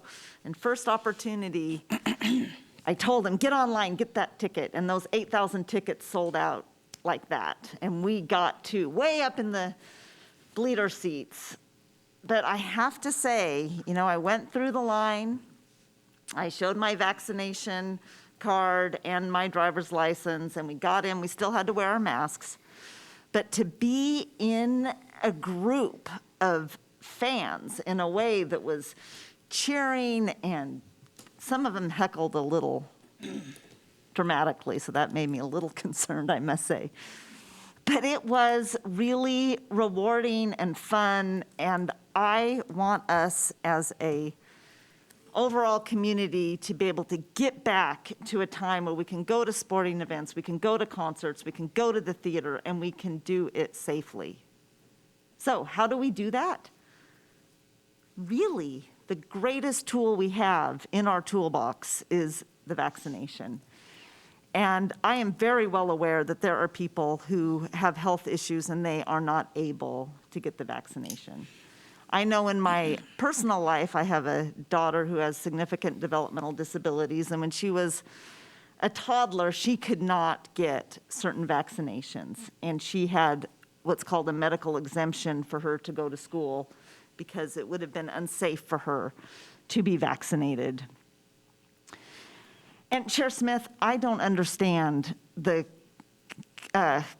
communications from the constituents or public communications that say that you are not in support of vaccinating our public. I call on anyone to give me information that I am not aware of, because in our work as a commission and Chair Smith's public announcements that she has made, she has encouraged people to get vaccinated.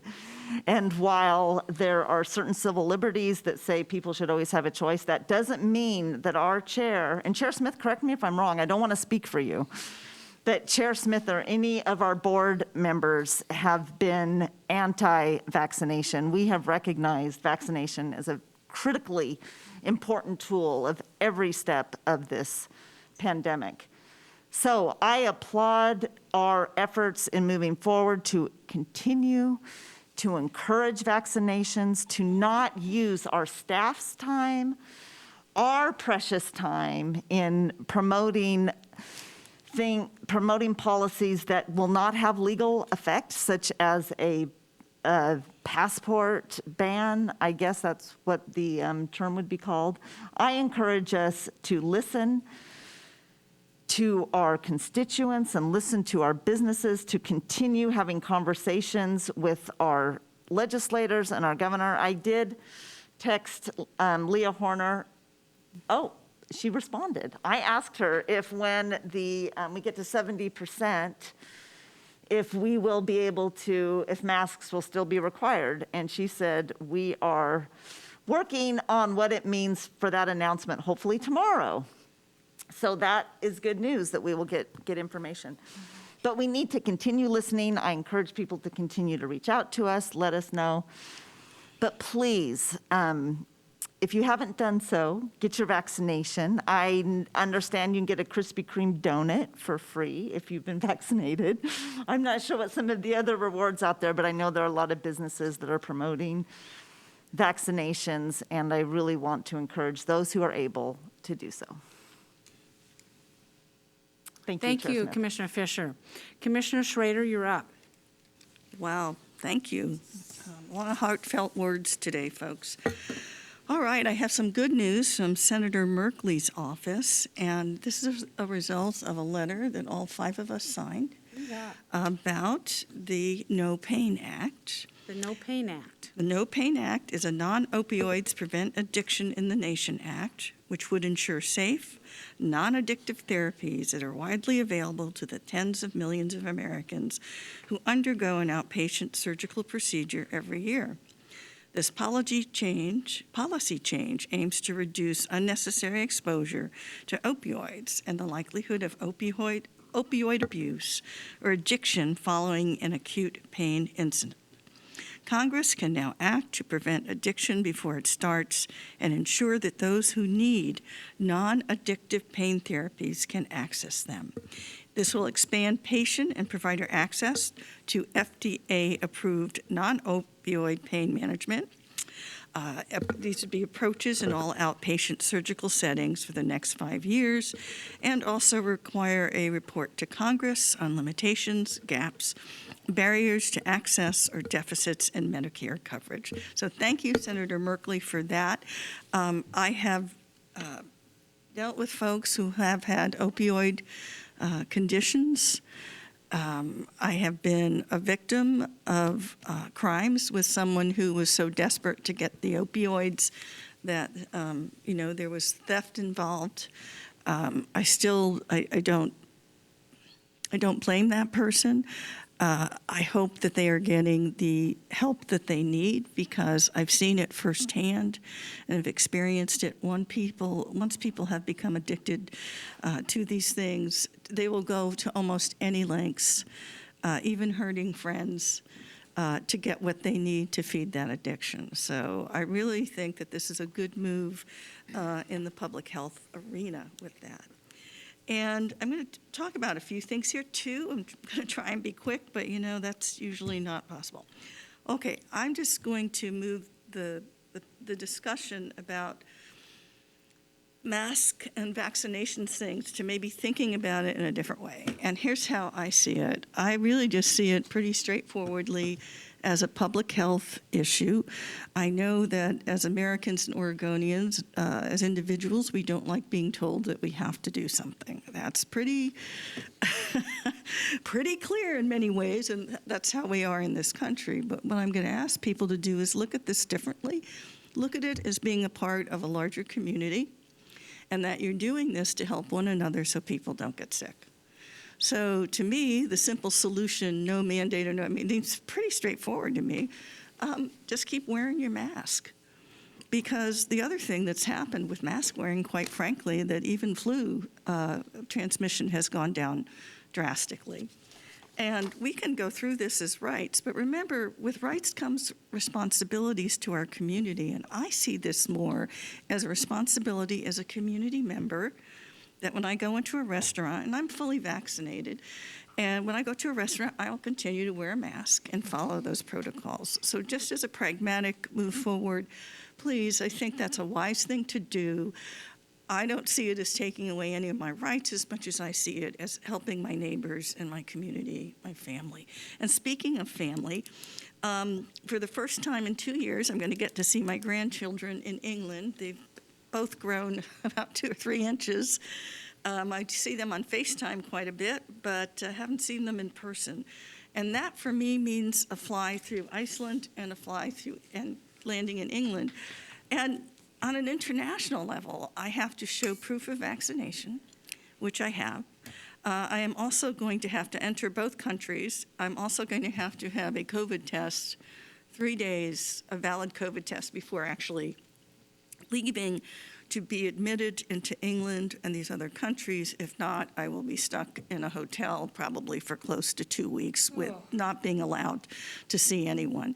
And do I see that as a rights issue? I see it as, they got to do what they got to do to spread. This is a pandemic, okay? It's a disease. Look at it in that sense. Like I said, and I'm willing to accept that so I can go see my grandchildren. So, it's not just here. It's like the world is turbulent and in flux. That's just the way it is. So anyway, think about our community as well as thinking about our own selves and our own rights to individual liberties. So that's that. So the other thing I did this weekend was I attended an online conference, and I wanted to tell you about that. And it was called Being Benedictine in the 21st Century. And I kind of really needed that because this, again, is a community thing for me as someone who is trying to follow a very ancient tradition from my faith. So I am going to tell you the purpose of being affiliated with a monastic community and being Benedictine.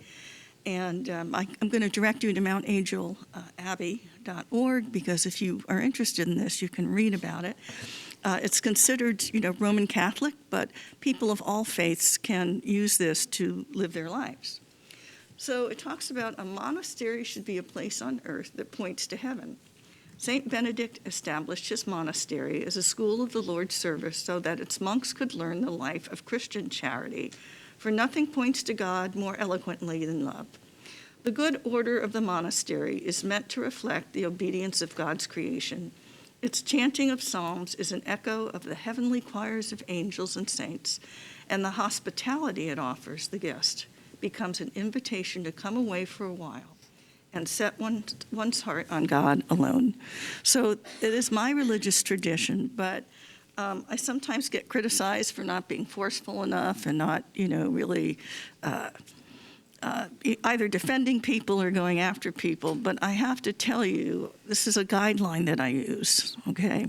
Remember, this is about grace and moderation. So I will never aspire, I'm never going to go anywhere in politics, folks, because this isn't really something that anyone that gets involved in politics, oftentimes if he doesn't have this ethos, but I'm okay with that. I like what I do here. I like working with our staff. I try to be respectful of people, and I also think that when we move through something where we feel our trust has been violated, we need to work that through.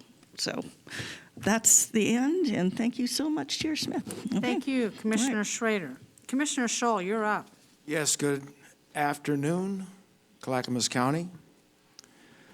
I would like to shed some light on the chain of events of this past week. In response to an overwhelming concern from constituents who have elected not to take a vaccine, they were concerned and are concerned about what might come out of Salem in the next months that might restrict their civil liberties if they're not vaccinated. I decided where I'd be proactive and I'd start the process to look at a resolution opposing COVID-19 vaccination passports in Clackamas County. So last Thursday afternoon, our county administrator, like he always does, asked the board for any issues they have for the 10 o'clock Tuesday work meeting. So this was probably about 1,500 on Thursday. And so I told Gary Schmidt something I wanted to get on the agenda for Tuesday. And I sat down and I put together everything I could think of for a discussion item for a COVID passport resolution. And it was unedited. Anything I could think of, I put in that document. It was intended for the eyes of the other commissioners only for discussion on Tuesday morning. It was not vetted. It was not distributed. It was not shared because it was my start X for discussion with the board members. I got it done, and again, this is a document that was not intended for anyone's eyes other than the other commissioners in this room. I sent it to the administrator, and I said, I got a little glitch on this thing because there's a background I can't get out on Microsoft Word. Gary said, I can help you with that. And here's where the first problem came. My intention was to have that rough draft document go to the other commissioners because it wasn't something you want to get outside the building. It was not edited in any way. And so Gary kindly fixed the little problem, but where we had a misunderstanding, it ended up getting in the packet on the website for Tuesday morning, okay, instead of just going to my constituents. Now, the next day, Friday, one of the callers that called in here just a 20 minutes ago, who's behind the recall pages on Facebook, went on the county website into the packet for Tuesday morning and found that rough document, downloaded it, and immediately sent it to the Oregonian, OPB, and Pamplin media. Okay? Now, at the time, I didn't know that. That was Friday. Saturday, Sunday, Monday, I'm enjoying the holiday. I come into work on Tuesday morning thinking, wow, this is going to be a great day, because I'm going to be able to go over a resolution that my constituents have asked me to take action on and be able to discuss it with my fellow commissioners, and we're going to get some stuff done. I walked into the building, and this building was seething with media tension. Now, you all know what happened on Tuesday. I don't need to remind you, because everybody between here and Ohio knew what happened. But that's how it came to be. Now, I have a document right here that's a refined recommendation to the board for a resolution opposing COVID-19 vaccine passports, as has been requested of me as an elected representative of the people who are concerned about continuing executive orders from Salem that may limit their civil rights. So that's what happened, folks. That is the truth out of the horse's mouth. Now, the next thing I want to clarify is that Pamplin Media did an article saying that I compared Jim Crow laws to somebody in this county being asked for a COVID vaccination card. It's not true. I compared those laws from southern states that came about during Reconstruction that were intended to deny the civil rights of a minority to someone in Clackamas County walking into a place of business, or into this building perhaps, and being asked for a vaccination card and not having one because they chose not to be vaccinated, which is their right not to be vaccinated. That's what I was referring to. If you're not vaccinated, you go into a place of business, you go into a government agency, and they ask for a vaccine card and you don't have one, what happens? What happens to your civil rights? That's why I took action to bring to my constituents up here the idea for doing a vaccine passport pushback. Now,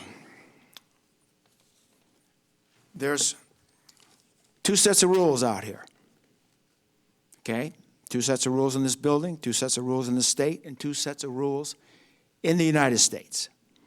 And I say there should be one set of rules for everybody. It doesn't matter what your party is. It doesn't matter if you've been vaccinated or not.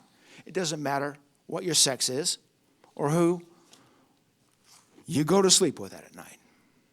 Okay? So, I'm going to read something that was put over the airways in this state, probably most of the nation, yesterday morning. It comes from a man named Lars Larson. He stands up for the First Amendment rights. And I'm going to read what he said on the airwaves without any editing. I'm going to read what came out of his mouth. Once I'm done with this, I'll be done speaking for the day. The Northwest nonsense. We hear the term Jim Crow a lot these days, from the likes of Joe Biden and even from one embattled North West County Commissioner. America's ugly Jim Crow era featured laws creating two classes of Americans, black and white. The Supreme Court lost its collective mind and upheld Jim Crow for more than half a century before finally overturning it in the 1950s. In April, crazy Joe Biden called new voting laws in Georgia Jim Crow on steroids, even though those laws did not in any way create any double standard for voters. Governor Brown echoed the segregationist from Delaware. The mainstream media slobbered praise on Biden for his comments. Clackamas County Commissioner Mark Shull didn't get the same treatment. He introduced an ordinance that forbids enforcement of COVID vaccine rules, which force businesses to segregate citizens into two different classes, vaccinated and unvaccinated. Shull makes the argument that it's just a new version of Jim Crow. I know plenty of people lately who have objected to being forced to give up personal medical information or be treated as second-class citizens who agree with Shull. Shull's fellow commissioners stripped him of some of his authority and rejected the idea of protecting citizens from a two-class system. In the meantime, Joe Biden gets big praise for making Jim Crow comparisons. Mark Shull, not so much. If liberals didn't have double standards, they'd have no standards at all.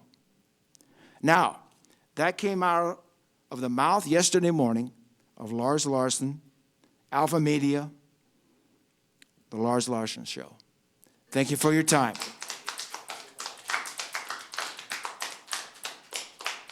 Thank you, Commissioner Shull. As has been said, we had a very long budget week, and I'm happy to say that this commission passed a $1.2 billion budget, the largest ever Clackamas County has seen.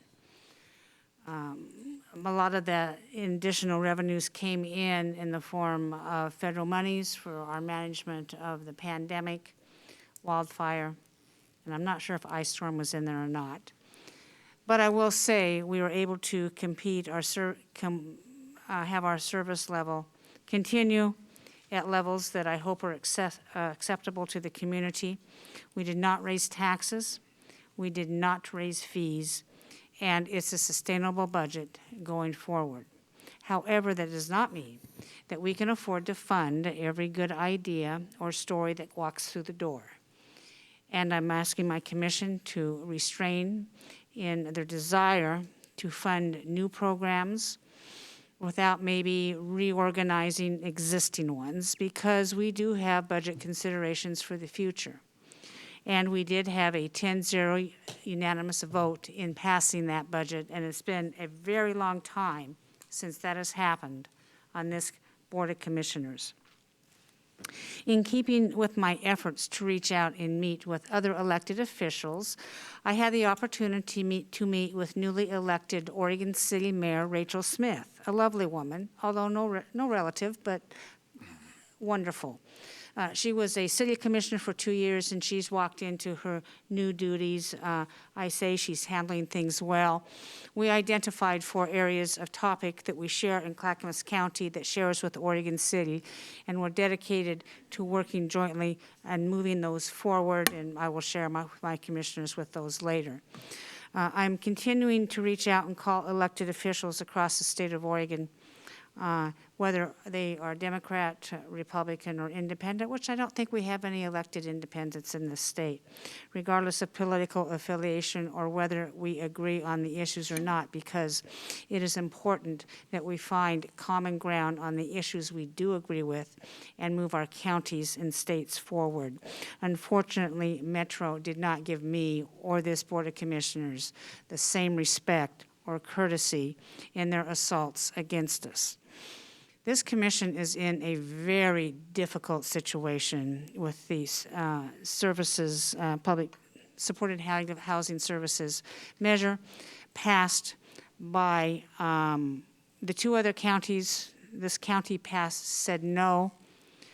In that, the expected revenues being collected in the form of income taxes and employer taxes are not coming in as expected. Yet Metro is expecting the tri-counties to gear up and deliver those services. We at Clackamas County cannot do that. And I remain steadfast as we will not borrow money for the future on a promise that Metro might give us some money. Right now there's a court case to determine that Metro's own auditor, who is elected tri-counties, there is a very good audit report from Metro on their website, and I suggest you all read it. It is very in-depth and revealing, and Metro's own auditor has expressed the same concern as I have with you today, in that revenues probably will not be coming in as anticipated. So we're in a conundrum here, but we're going to figure it out and move forward. I have to feel, I'm 64 years old, and I've been a political watcher since I was 6 years old and observed John Kennedy's funeral on black and white television, and I have been enamored and I've been a student of politics my entire life.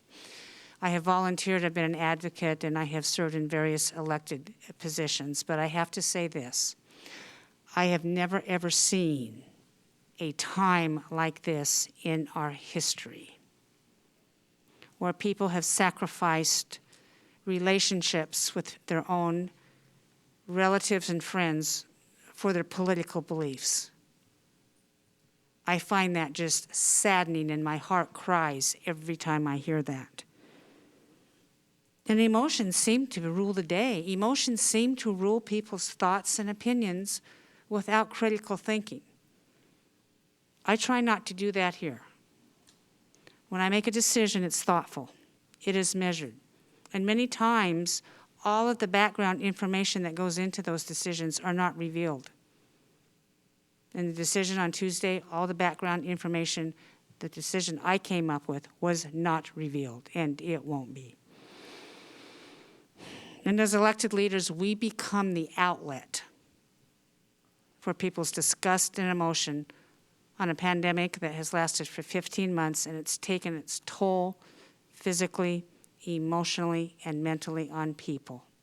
And I don't believe there's an elected official in this state who has not been vilified, threatened, and sassed at by the electorate, no matter what side of the aisle they're on, no matter what they say, or no matter their actions.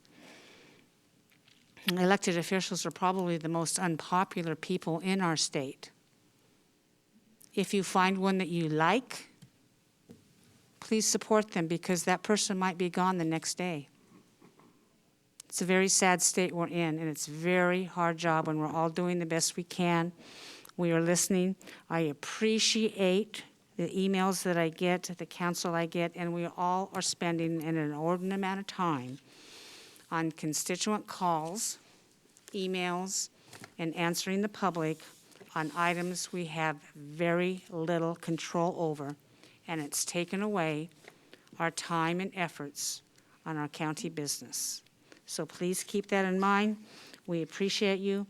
We take constructive criticism to heart, but the threats, the death threats, and the violence, and the language that has been put forward to our elected officials takes a toll. Thank you very much. We are adjourned.